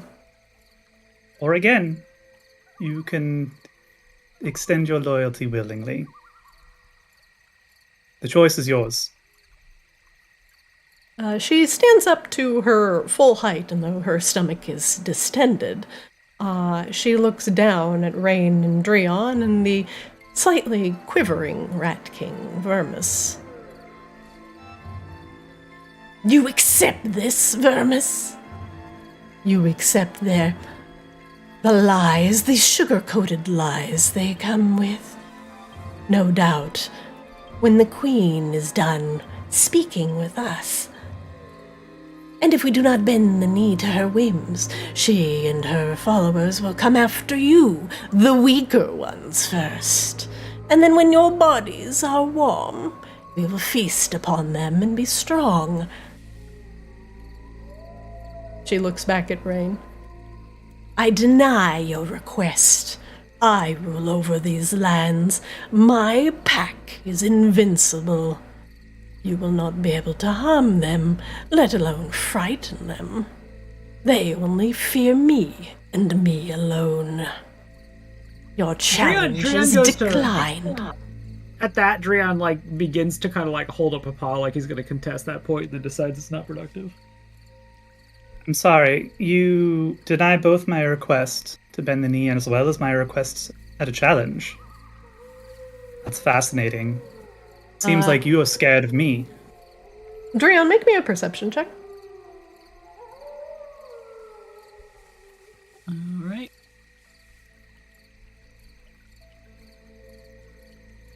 I mean, all I see is that giant-ass gut. There is aside from the smell of vermis, there is a scratching sound coming from down the stairs. That is all you hear. Drian says telepathically to Rain, I feel like we're not going to be alone much longer. It's unfortunate. Vermis speaks up. She challenged you officially, Nightgarm. You must! The Nightgarm narrows her eyes and at the accusing finger of the Rat King, and slowly begins to slide the massive table out of the way with her amorphous figure. She Rain looks down at interjects Rain. between Vermis and over the telepathic bond. Excuse me, Wangdoodle, can you do me a favor, or Bonsai? Can you make it abundantly clear out there in the palace grounds for anyone who wants to listen that I have officially challenged Nightgarm... The Nightgarm? The Nightgarm, yeah. The Nightgarm for rulership of this pack, and she has declined. Please say it loudly. I want to hear it in here. The whispers of this will echo throughout the rats in the tunnels everywhere, telling them the Nightgarm is a coward. The wolves will no longer respect you. The Nightgarm growls, understanding this to be so. Bonsai and Wangdoodle, what do you two do? Bonsai assumes the Wangdoodle's going to make the noise. Wangdoodle? Well, I mean, alright, sure. Wangdoodle will fly over the parapet slightly here, and as he flies over, will allow the flamethrower to ignite off of the tail, creating a streak in the air. Ooh, wait, hold on, Wangdoodle. I think you are in the building. Oh, As you that's are. not what we want. You are 15 feet up, and that is the middle of the castle. Oh no, the You're- flamethrower is not riding the. It's not riding the thing, so we Yeah, can't move. you went through a No. hole in the wall. The ornithopter won't allow the other cannon to stay on. So it's just You dragging are behind only it. 15 feet up. You are not at the top of the tower. I was 65 feet up. What? You had changed it, but your height right now is 15. I don't remember changing it. But You okay, did. Hold on. Let's. I saw it 65 as it started the move, and then, yeah, it's now very clearly 15. There we I'm go. going to blame the mods. Oh, he flew into the tower, and I'm assuming because of the levels that where he flew in only has a like 10 to 20 foot height. So when he flew in, he'd have to fly down to that height. If he's because he's going inside the tower, right? But if he's on top of the tower, he has to be at let's see, this is like at least 35. 40, yeah, at least 40 feet. Yeah, there was a small problem where the flamethrower is not riding on the ornithopter, so it's kind of being dragged along right now. So that probably caused the problem. Where is your flamethrower? It's currently riding to the north of the rest of the pack.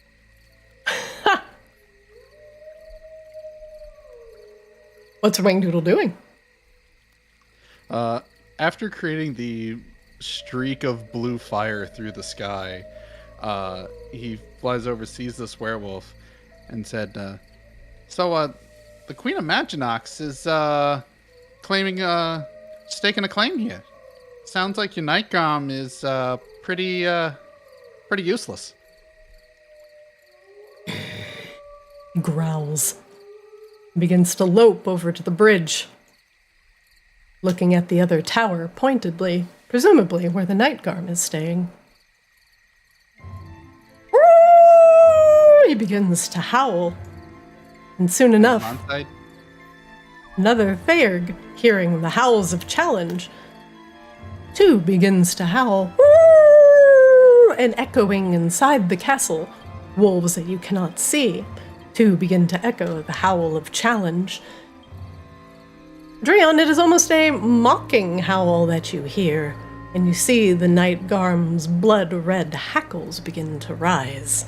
She hears the mocking tone of the howls from the wolves outside, and slams a fist into the table in front of Rain.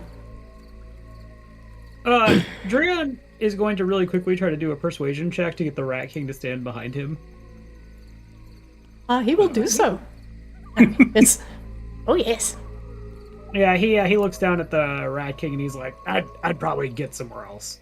He scooted down the stairs a little bit while the Nightgarm was distracted. Okay. Well, A Nightgarm, challenge, then, you and I, under the moonlight. of course. This is Polaris, after all. We could barely be rid of it, couldn't we? Very well.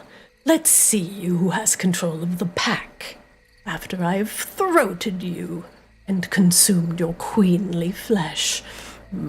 I cannot wait. Glorious. You see, Dreon, this is my kind of diplomacy. A little bit of violence. Dreon looks over the Nightgarb and looks at Rain. Just don't end up in its mouth. Well, good call. So down these stairs, then? Shall we meet you in the courtyard somewhere?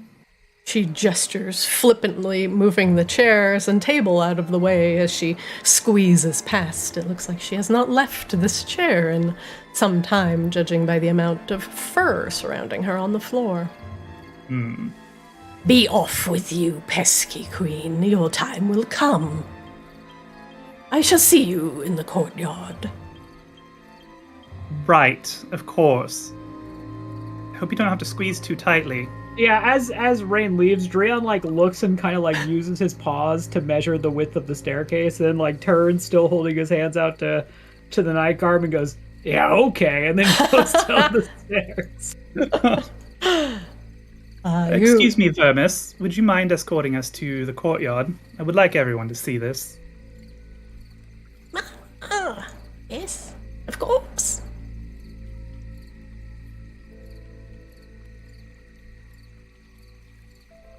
So as they're walking out, Dreon is standing behind Vermis and is like, "So how'd that work out?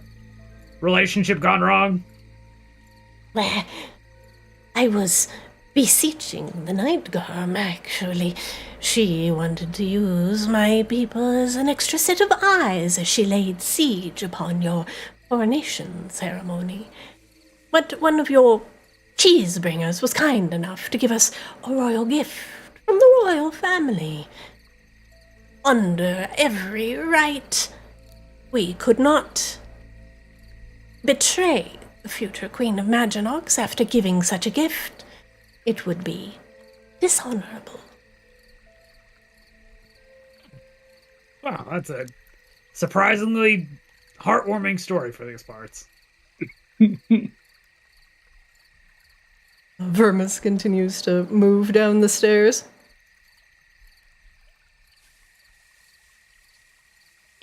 Out of I cannot click myself. Get out.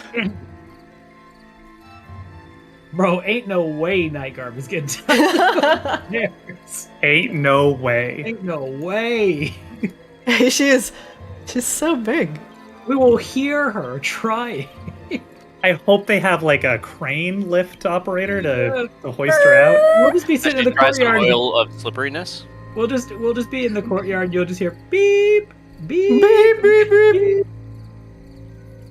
Bonsai and Wangdoodle, out of a smaller door to the east, crossing one of the connecting bridges connecting two of the towers, you see squeezing out almost bonelessly the distended body of the Nightgarm. Now, although clearly with her distended stomach, she appears as if she is pregnant, but she has just consumed a large meal. Or no, wait, it's moving. You're not quite sure what's going on in there. But the way she dislocates most of her bones as she tries to force her way out of the door is sickening, to say the least. She steps upon the parapets. She squats down and leaps down into the hole under her, landing with a boom onto the ground floor below. Drian turns and sees her. He just stops for a minute, like kind of just mouth agape. Just he like looks up and he looks back at her. Okay then. Yeah, when she pops out of the door, Bonsai moves to the edge and triggers Divine Sense, just to get a sense of her. There is one undead within 60 feet of you. It is under you, about 10 feet. Otherwise, you do not detect any celestials, fiends, or other undead within 60 feet. Boring. Fuck this place. Bonsai has a brand, man. That's it. That's the only thing he wants. They. You're right. Damn. Sorry. The Nightgarm blocks the exit with her body, looks up at the werewolves who have all come to watch. Even Vermis. Let's see. Werewolf over here.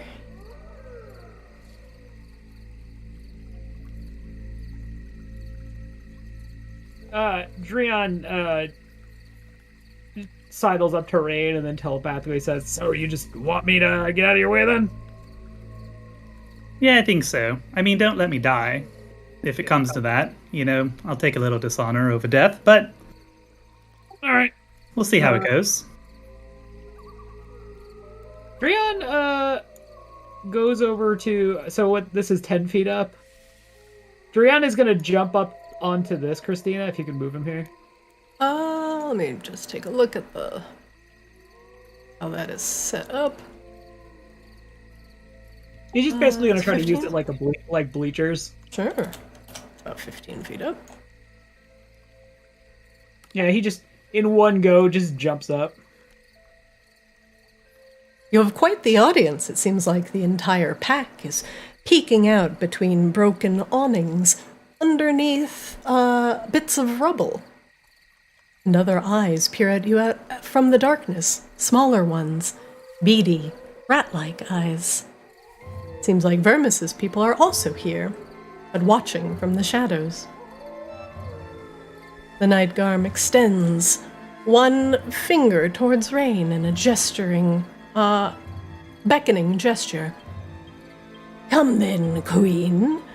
Either I shall dine upon queen flesh today, or the wolves will have a different meal. Let us be quick. Very well. But first, if you are going to fight me transformed, I will as well. And Rain will cast Tensor's Transformation. Oh shit. And Rain's Iron Maiden materializes from the shadows, kind of splits open at the front, opening up the metal plates, and wraps itself around her with a crunching sound. The night garm looks visibly saddened as her future snack suddenly became a Kinder egg. Mm-hmm. Yeah. But you are so much Domain more expansion. delicious when you're not crunchy. The best meals are the ones you have to work a little harder for, though, I believe. She crouches down. Oh, I gotta do all this manually. Hang on, sorry. 50 temp HP. So it's advantage, 2d12. Yeah, I think everything else I just add as it goes. Yep, okay, cool. We're good. Good? All right. Yep. Rain, roll for initiative.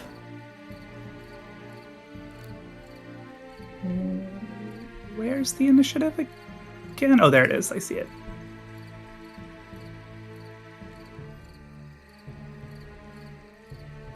Oh, all right. Looks like Rain's going first. Spicy. Rain, you're up. The night garm squats down, rubbing her stomach lewdly. Rain will activate Blade's Song. Maybe? Do I have to click it from here? Gotta click it from here. Bonus action. Love Yes! It's still Nailed it. there! Why is it Ron Burgundy playing fucking Yaz flute sound? Listen, it's a song. We'll go here. And we will attack.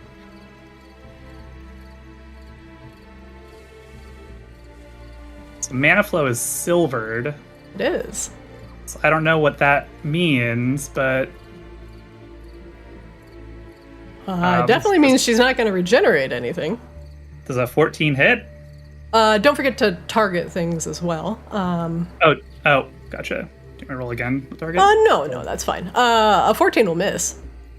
Yep. Oof. That'll also That was miss.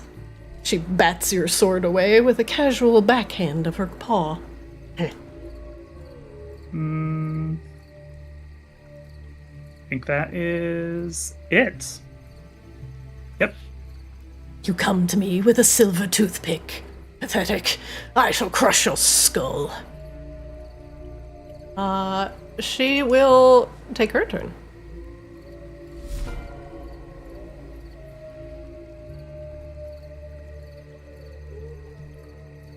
I assume Drion's doing his little, like, assessing the strength relative to him of this night garm. Actually, Drion's assessing some jerky right now because there's just no universe where he sees Rain even getting hit, so he's just eating some jerky. Gotcha. I don't know. We'll find out.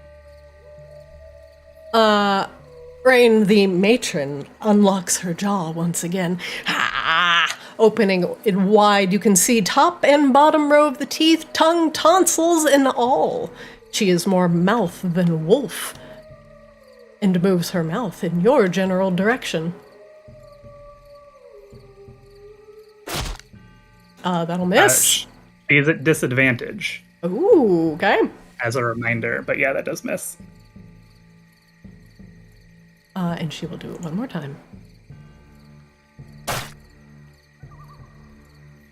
That misses with Blade Song. Barely, but it does. Ooh.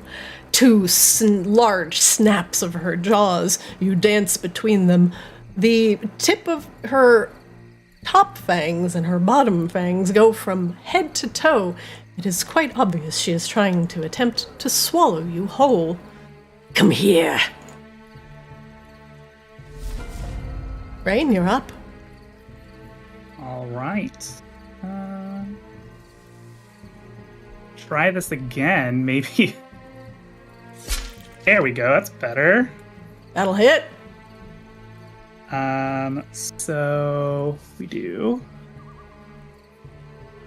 Let me add that in real quick.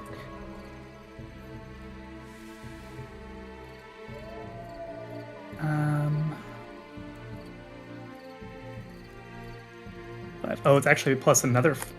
5 because of Blade Song now. Because I also add my int modifier. Let's see if that did it. Yeah, there we go. Good lord! 1d8 piercing, 3 plus 2, 2d12 force. Yes. Plus 5 plus 2d8 plus 2d8 psychic. Yeah, that's right. Yeah. 43 damage. Snicker snack. As she pulls back, only getting dead air from snapping her jaws towards Rain twice, you take a couple quick slashes at the inside of her mouth, severing that nice soft palate in the top part of the back of her throat. Does the silver seem to have any additional effect, or just stop seeming to regenerate? She's no longer regenerating and is starting to cough up a lot of blood. Cool. We'll attack again. That'll hit.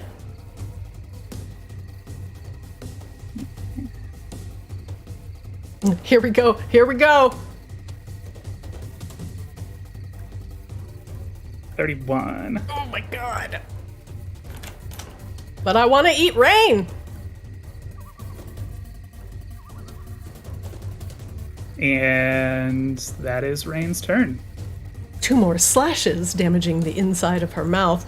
It's throwing the Night Garm into a rage. She will once again snap at you twice.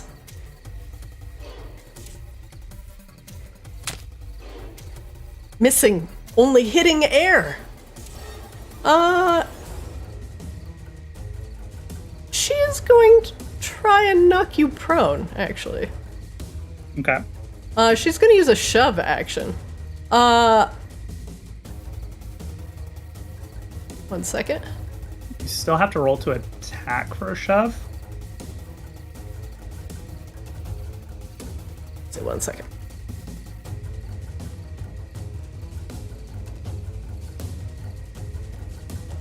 As one action to either push it, let's see. It's a special melee attack. Make a athletics check contested by the target's athletics or acrobatics. My athletics Acrobatic. versus your acrobatics. Yep. I think I actually have bonuses to acrobatics because of Blade Song. Let me check. I have advantage on it. She's gonna. You have to beat a 21. I don't know if I'm that good at it, but we'll find out. Nope. No. Rain. Okay, She snaps her jaw shut and just brings up a foot and boots you to the ground. You are prone. All right. I'm prone. Driana immediately jumps up and is standing. She used her first attack to attempt to bite, and the second one knocked her prone. Rain. Rain is going to stand up. A little dust on your robes. There we go. That's right. Won't let me Stay turn off. down. Alright. It'll be much more fun, like a lobster peeling your metal shroud from your flesh. Rain stands up, but I can't get rid of prone. Won't let me. Oh, Yeah, you can. I guess I can do that. There. There we go. I tried to do it in the character sheet, so that was not a good idea. You can also do it there. It's at the very Maybe I have to bottom of your. No, it's at the very bottom of your. It wouldn't. The toggle wouldn't flip. That's what I'm Oh. saying. It Oh. wouldn't let me flip it. Yeah. As a 22 hit. Sure does. 32. The Night Garm can't regenerate. Blood visibly oozing from her wounds. That's That'll a miss. miss. And yeah, we'll just stay here. Okay. That end your round. There. All Can't right. cast spells, so She is gonna try and knock you prone again. I have to beat a 22. he's rolling very well on those. She is. She just tries to use all of her body to muscle up against you and push you to the ground. Oh. That one will work. Rain, you are prone. Yep. Thump. Gets up. Thump.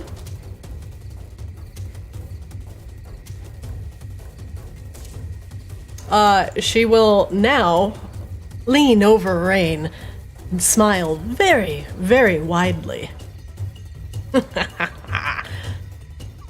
She will bite you normally without disadvantage. She is within 5 feet of you. Yeah. Future Queen of Maginox is about to take a little damage.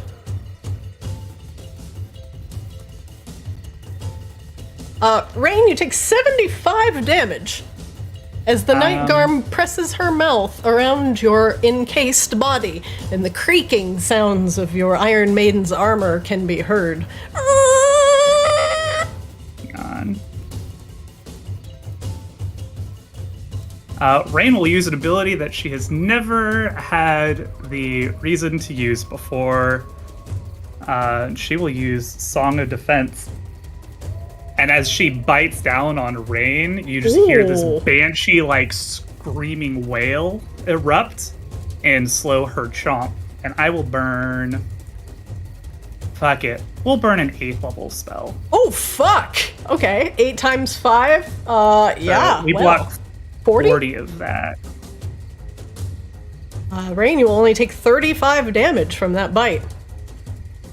So that's what's 15 left on temp. There you go. Rain, I need you to make me a DC 16 strength save.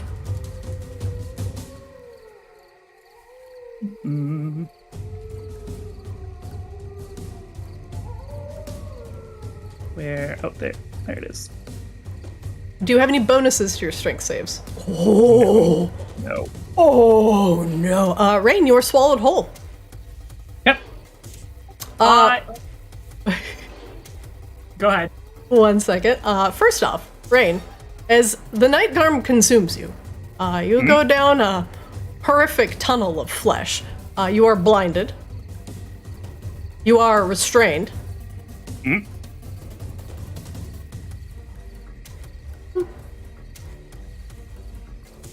A swallowed creature is blinded and restrained, has total cover against attacks and other effects outside of the Night Garm. It takes 6d6 acid damage at the start of each of the Night Garm's turns. A Night Garm can only have one creature swallowed at a time. She will just regurgitate the other werewolf. The Night Garm takes 25 damage or more on a single turn from the swallowed creature. The Night Garm must succeed on a DC 14 con save or regurgitate the creature, which falls prone within 5 feet of the Night Garm. This one is regurgitated.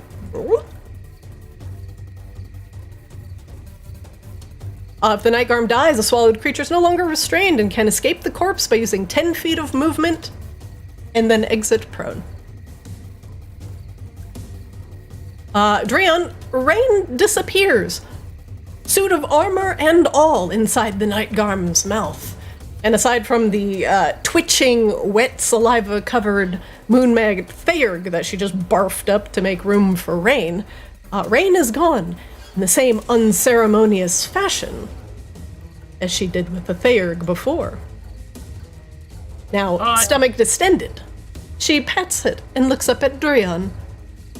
Dreon, having already stood up, seems like really taken aback by this turn of events, but immediately jumps down with his glaive, silver end pointed towards the Night Garm, and he is going to try a leaping attack. Dreon, I will add you to initiative.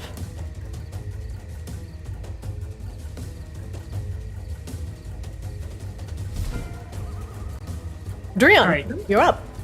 Dreon jumps down and immediately goes to... You need to change your elevation to 0, by the way. All right, hold on. I don't... Okay. Right-click your token, and then a little 15, just put 0. There you go. Okay. Dreon is going to try a trip attack.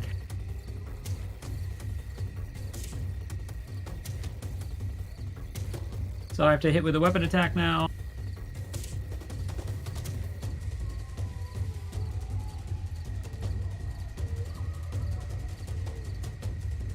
That'll miss. Both of those will miss. Actually, no. Yeah, that'll miss. Okay. Apparently, you had the Thayer targeted as well. Oh, okay, my bad. Let me untarget that. Right, But attack the again. the 18 on the matriarch will miss.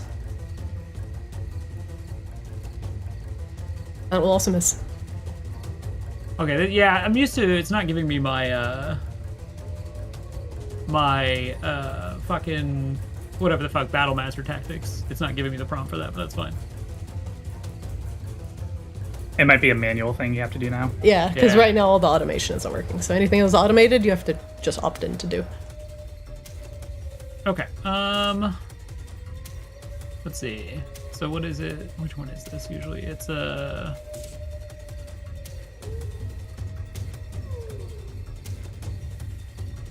trying to figure out which of these abilities it is. It usually gives me the plus attack.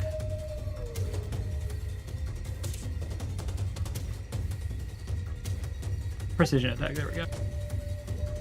When you make an attack roll, you can expend a superiority die to add it to the roll before or after the roll, but before any effects are applied. All right, I think it's a D10 is my thing. Okay, that brings the last attack up to a 20. That misses. Okay, yeah, Dreon, like, clearly wildly off balance with this turn of events. Flies in all hard, but no aim. And that's going to end his turn as he telepathically yells, Metal Gear Solid style, Raid! Rain, you can hear Dreon crystal clear, but you are being slowly slid down the gullet of the Nightgarm matron. It is stinking and dark, and all you hear is the gurgling of acid as you make it to the large pit of her stomach. Yeah, Dreon, I think I'm fine. I think this is fine. So I cannot target her because I can't see her, but I'm just going to stab because she's right there.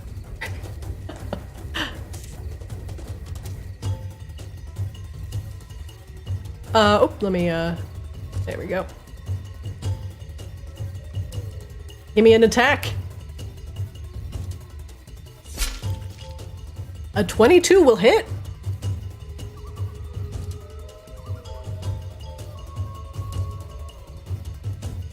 Or 31. For 31 damage. Let's see. Rain, you are going to probably be immediately expelled. If the Nightgarm takes 25 damage or more on a single turn from the swallowed creature, it must succeed on a DC 14 con save at the end of the turn or regurgitate the creature. Okay, so I'm going to attack again then. Okay. It'll miss. That misses. All right. Do I want to do anything? My bonus action yet? No. I'm not feeling pressed yet. We will let it ride. Let it ride. All right. Rain, you are going to take some acid damage. 1, 2, 3, Well, 4, does 5, she 6. not regurgitate me? Oh, she has to make a roll. Apologies. Yeah. DC 14 con.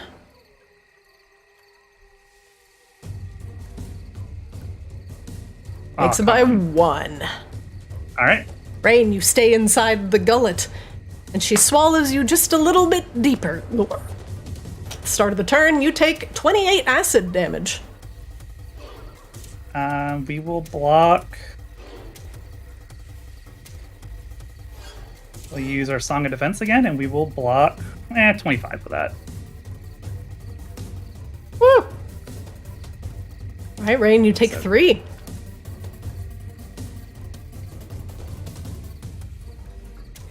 The Nightgarm looks over at Dreon and pats her stomach. Just as delicious as I imagined. And she will try and bite Dreon. Yeah, she Oh got yeah, it. oh yeah, she do. She got it in one. Dreon, you take 26 damage from the Nightgarm's bite as she unhinges her jaw. You swear you see a little bit of blonde hair down there. And clamps it around the upper parts of your chest. And she is just gonna fucking shake you like a dog toy. Arrgh! Yep. She cannot swallow a second creature. Dreon, you take 45 piercing damage. Rain, there's an earthquake happening outside as she's just violently thrashing back and forth, grabbing Dreon by the chest and just shaking him around. Did I get her? Is she dying yet? I can't quite tell in here. No! See your Dreon's bones crunching. Dreon, you're up. Alright. Dreon is going to take a... Yeah, okay, he's gonna attack her.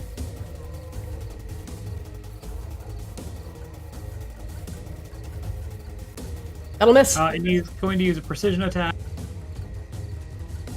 You need a 3 or more.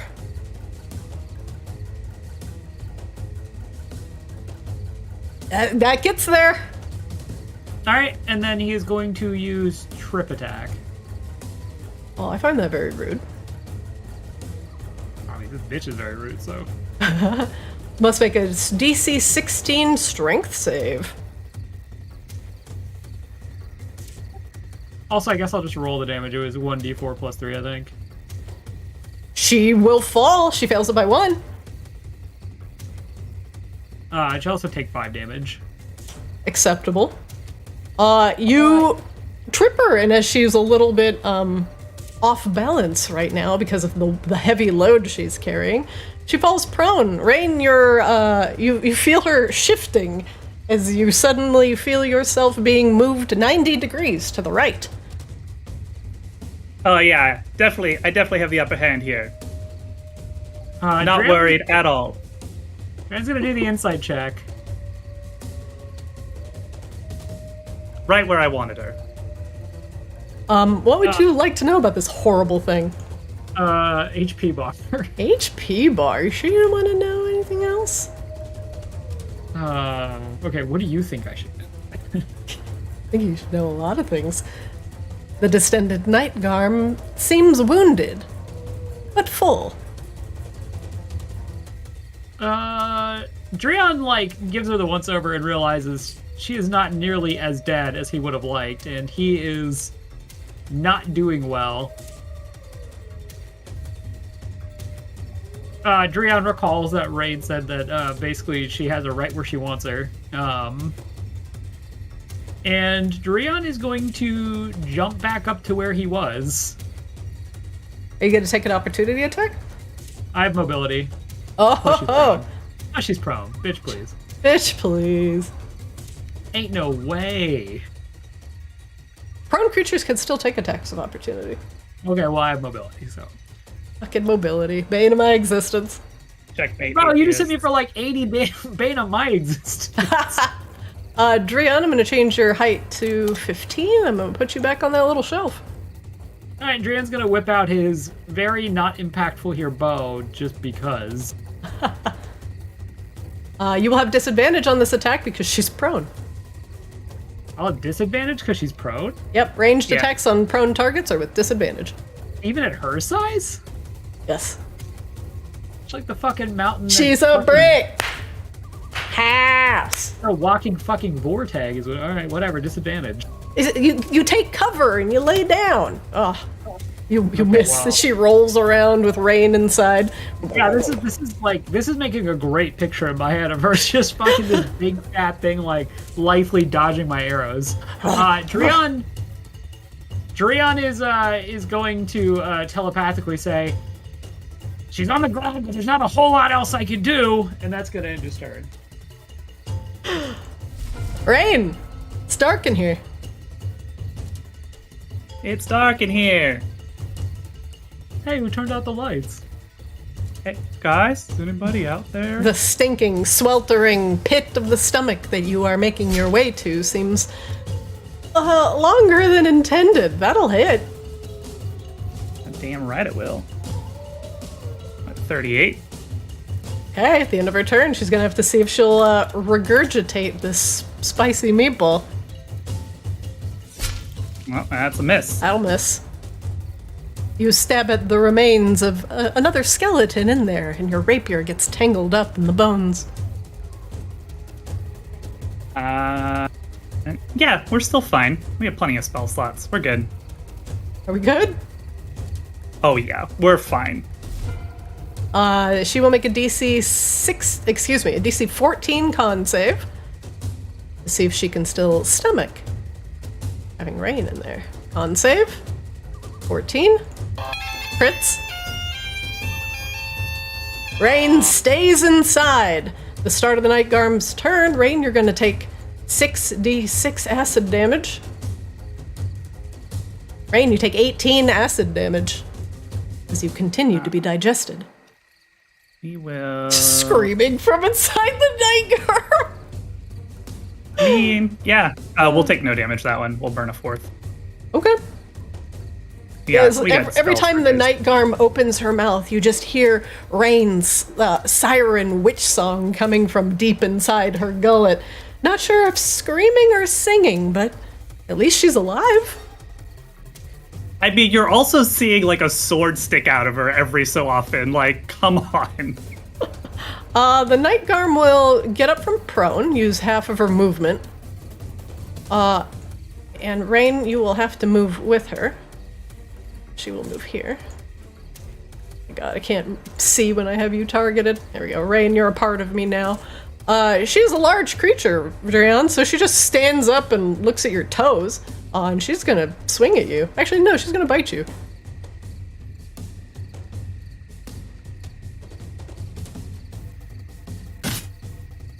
That'll just hit your AC.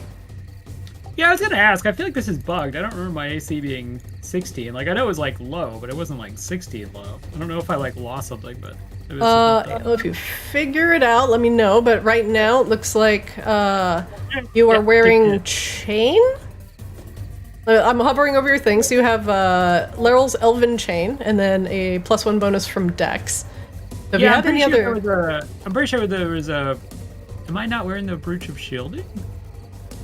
I am. Let's see. Let me look at Brooch of Oh, that's just Shielding. force damage resistance. Yeah, You I don't have know. resistance I to remember it being- force. Yeah, it doesn't. It's not gonna matter for this, but I feel like I remember it being like 18, and I'm just not sure if like I had a ring or something that like didn't make the trip. But that's fine. No, all your items definitely made it over. If you can find it on your character sheet, like if you feel like you're missing AC, like totally Yeah. bring it up, but I just need to know like what ability it might be stemming No, from. you can just go ahead and hit me now. I'll look into this later. Don't Sure. worry about it. I will oblige with a little bit of bite damage, sir. It's gonna be 51. Okay. She sneaks in her muzzle as you stand on that platform and just twists her head sideways and grabs your leg and tries to pull you down. Let's see.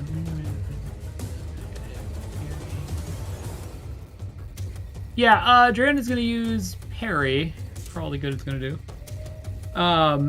You can do a melee attack. You use your reaction. Spend 1 spirit, reduce the damage. Yeah. Okay, perfect. Okay, well that was the wrong dice, but I'm gonna re-roll. So, Reroll. nice. Okay. Very good. So Dran is going to take 43. Sounds a lot better than 51. You steel yourself against the Nightgarm's bite. You feel your leg and your knee start to give out as she's pulling you off of the platform. Yeah, Dran just fucking cries out and fucking falls over on his knees. Let me just make sure that was just one bite. She bit once. That's correct. Okay. She's going to try and continue just pull you off of that platform, Drian. Yep, she's gonna get her wish. She's gonna do it.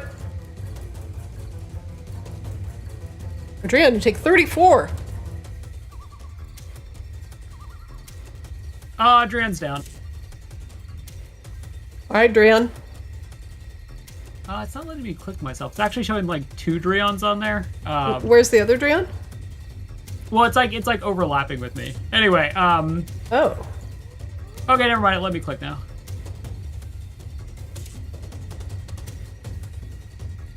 Okay, yeah, Drian collapses. The Night Garm, taking your leg, just whips her head to the left and smashes you up against the pole here. Then whips you to the right and smashes you up against the pole here. And then just flattens you back down on the ground. She takes a step back, rubs her stomach, and looks behind her and up at Bonsai. She points at the wolves. Kill him, or kill them! She's evil. She's not that evil. Drian, make me a death save. What is that? Just a 1d20? What is that? No, so you're going to click on your character sheet. Under Okay. where it says your hit dice, there's a little skull tab. Bruh. He's up! No more death saves! You critically succeed! You are no longer unconscious. You have 1 hit point. Okay, so what is it? Do I get like, can I just like literally do like a normal turn? Yes. Ridiculous. Drian gets up somehow and looks around, just fucking like everything burning and on fire, and he just bloodied. And he starts like kind of like laughing deliriously, and he goes, this is as good a place as any to die. And he just starts attacking her again. Ooh. You are like higher than eye level to her as you just slash into her head. Alright, Drian's gonna attack again with the polearm. That'll hit. Yeah, nothing clever. He's just gonna do damage. Alright, 1d4 plus your ability mod, which will be strength. Okay. Drian's gonna attack again.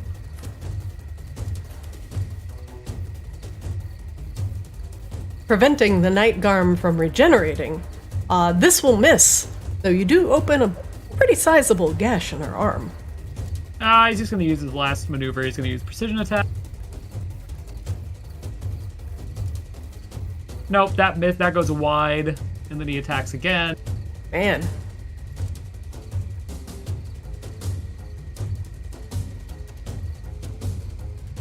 That'll hit. Okay. 1d4 plus strength mod. We'll take it. He hits, and then like he collapses down to one knee in front of her, and he's just like breathing hard and just blood fucking coming out of everywhere. And he just starts laughing again. He's like, I would have never made it back to Feronia anyway, you stupid bitch. And then just keeps laughing, and that's going to be the end of his turn. Do you want a second wind? Just want to ask. No, it would be so inconsequential. Okay, all right, fair. Because he also, like, he could have also mobility to get away, but he's just, like, so fucking badly beaten, and then after the last encounter, like, he's just not... He's emotionally damaged. Emotional damage. You hear Drian cry out from inside of the Night Garm, and then you hear the Night Garm say, "Kill them!" The other werewolves are going to join the initiative order.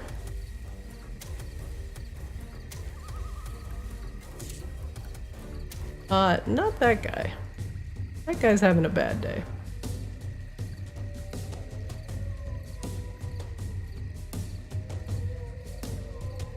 Chorus of howls begin as more werewolves join the fray. As the werewolves get called into action, Bonsai and Scythius immediately join as well. Okay. Wangdoodle? You want to join this fray? Oh, I think it's time. Once again, though, I don't have a way to roll initiative for Scythius as the monster sheet. Oh man, that is just so weird. I will try and see what I can do about that. Where is honking?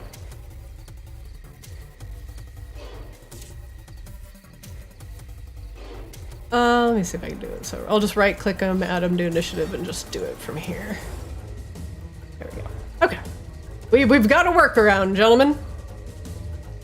Rain, a chorus of howls joins the Night Garm as she commands them into action. This duel is no longer a duel. She has destroyed Drion, and you are safely in her stomach. What's going on out there?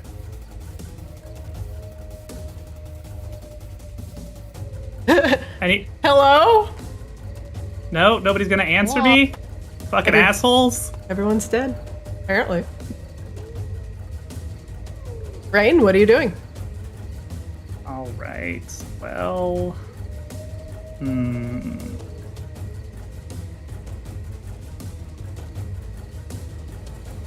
I'm gonna ask for a ruling, Christina. Sure.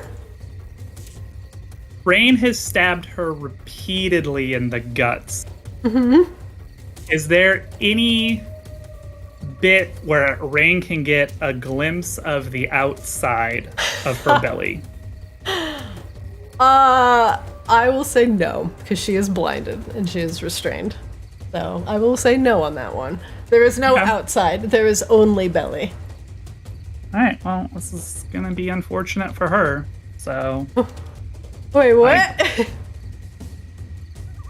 I mean, Rain could do this all fucking day. She's gonna emerge from the stomach of the Night Garm? Oh my god. I was trying to be nice to your villain, but... No, I'm going to digest you. Okay. You miss. That's missed. Pretty sure we're the villains. What are you talking about? These people are literally abducting, eating people, and using their bodies for blood rituals. No, And then this there's is the consistent. werewolves. This is consistent for Trevor. Alright, hit him for 30. You stab and begin to finally pierce into the outside. It is not a wide hole, as your rapier is small, but the guts give way as sloshing acid continues to wash over your face and body. Is it enough to see? Nope. Okay. Not yet. Not until she dies. Well...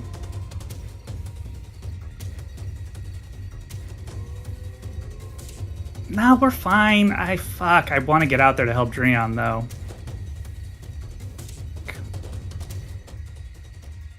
But do I waste my spell?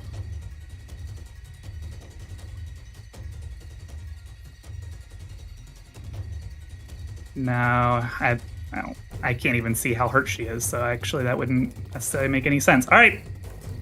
Let's see if she regurgitates me. Okay, you're gonna pass turn? Yeah. Alright, we'll see if she regurgitates you. She is gonna make a DC 14 con save.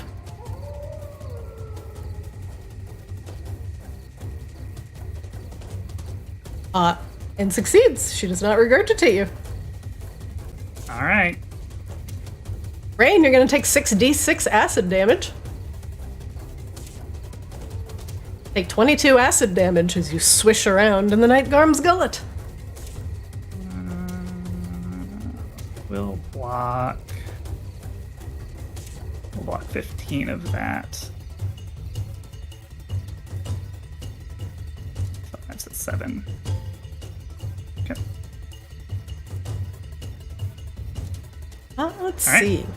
Alright. The Night Garm will spend her turn biting at Drion. She does have a body in her stomach, but maybe there's room for dessert.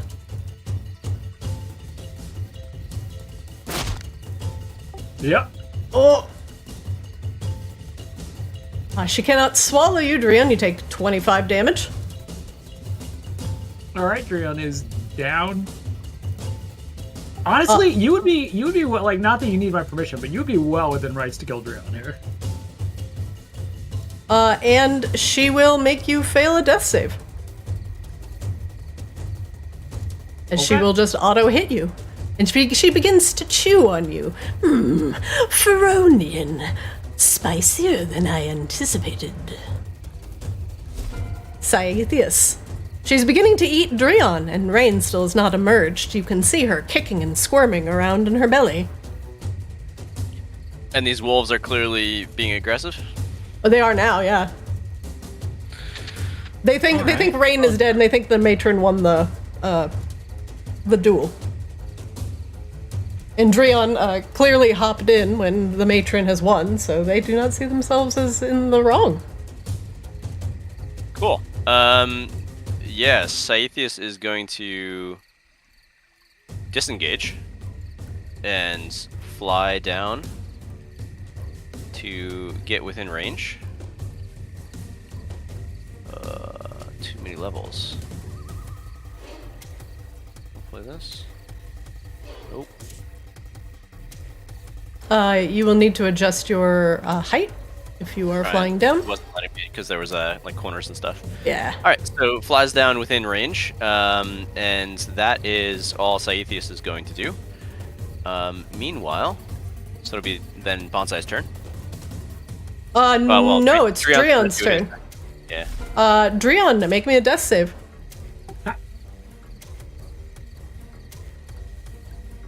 You succeed. 2 more, and you will regain consciousness. He doesn't want to anymore. Bonsai. Yeah, Bonsai's going to start with a quicken commands as they're kind of swooping down to these 2 werewolves. We're going to do a command with a bonus action. By the way, I just wanted to tell you, this one has not joined the fray, by the way. Isn't it dead? That's quite not alive. It's a little digested. It's a little not good. So Bonsai is going to just be like, as though they're talking to a dog, just be like, stay! To these 2 werewolves. Oh shit. The 2 up top? Yep. Alright, they'll make first one on the bottom, make DC 18 wisdom save. Crit, he will succeed. He's a good boy. The second one will fail. Okay. Sit, stay, you want them to go prone? Or the top one? Yeah, it doesn't really. Yeah, I don't know. Okay. Sit pretty, I guess. Sit? It's on their turn, they take the action. Yeah. So right now they're just processing. All right, so that was the bonus action, and then Bonsai is going to use this fancy dagger on a stick and poke the night gorm. Good old dagger on a stick. Driana's down. I don't think I have any reasons to have advantage. No. No, rain inside the monster does not count as flanking. That'll miss. Okay, it pulls back and tries to stab again. That'll hit. All right, cool. And then the damages, you said 1d4? 1d4 plus your relevant fighting modifier, which I believe is going to be strength. 4 plus 4. And then we're going to add on a level 4. Actually, let's just do level 3. Let's not go crazy. Level I'm sorry, 3. are you about to kill Steel Rain right now? You fucking 100%. asshole. Been sitting here the entire time. You lost the fight. You are the you let fucking worst Drion friend. I'm not a fan that you let Drion die. Where'd he go? Divine Smite. At 3rd level. So this adds 1d4. Or sorry, 48. Radiant. 26 damage.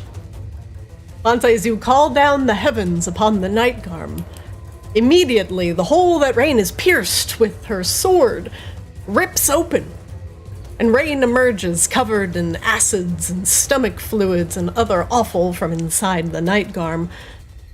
The other werewolves, seeing Rain emerge from the bloodied corpse of their leader, immediately give pause and take a couple steps backwards, both in shock and unsure what to do next. Bonsai, does that end your round? Yep. No words. The Thayer does not do anything, and looks down at the dead night garm aghast, as Rain begins to emerge from the innards in a less than beautiful manner. Wangdoodle, it appears that the other werewolves, with the death of their leader, have stopped attacking.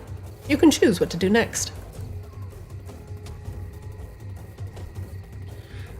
Just real quick, from that one to this one, am I able to draw a straight line? Let's see. I got a ruler tool here. Tell you. So a straight line would have to be here.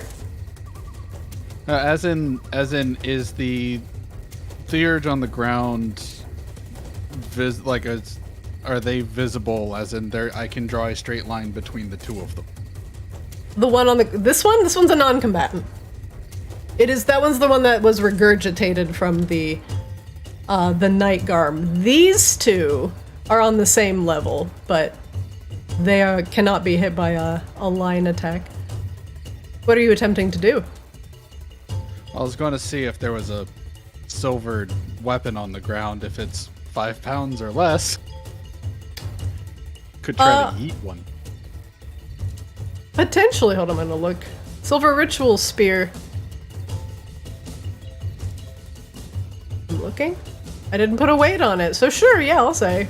But currently, there are no spears on the ground. The moon-mad werewolf that is holding one here is holding it. The Nightgarm never had one, and the Theurg do not wield them. Ah, perfect. Okay.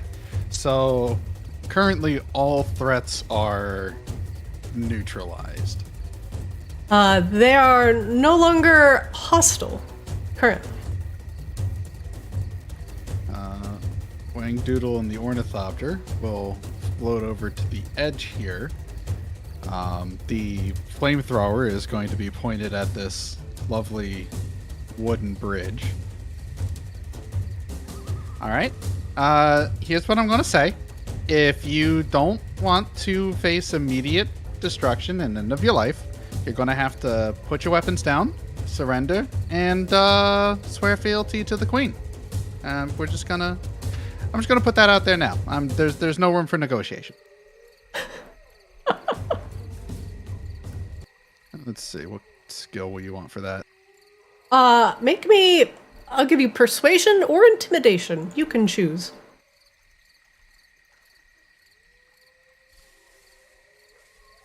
Perfect.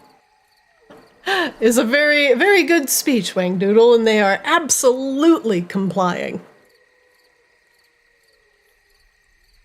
But maybe not because of you, but you know what? You're contributing. You know, that's really all you can ask for. And the ballista is actually going to fire a warning shot right here between the two werewolves.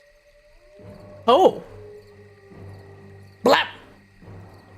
The werewolves do pay attention to that. And they look at where the ballista touched down. And look around, confused. Right. Warning shot. Next one's going to take both of you out. So, make with the surrender.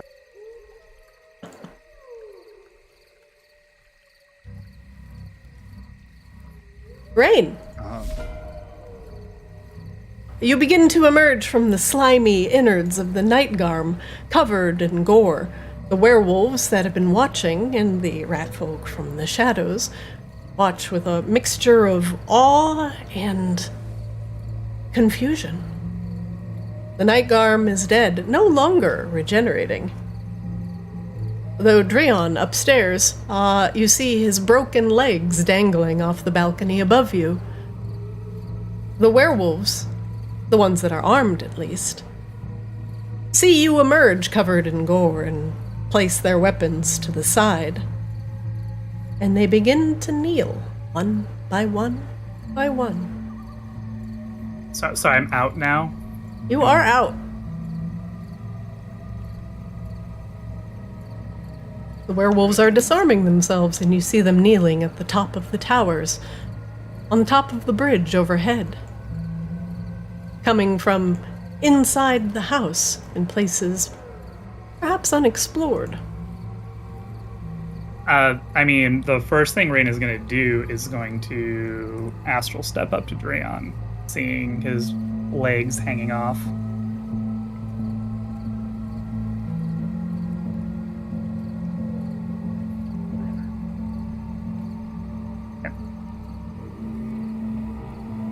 Rain, you go 15 feet up. Well, over to Dreon, yeah, wherever he's at. And whoa, okay, sure. The teleport. There was the teleport. It moved me again. There we go. I was just trying to target Dreon. Do I have? I still don't have spells from weapons, or where does that live? Is that hiding somewhere? Or items? Is it the sword one? Yeah. We'll just have to do it by raw. What spell is it? It is Life transference? Yes, that's the one. I had to think for a second. You sacrifice some of your health to mend another creature's injuries. You take 4d8 necrotic damage. It can't be reduced. And Dreon regains twice that. So Rain will take 16 necrotic damage.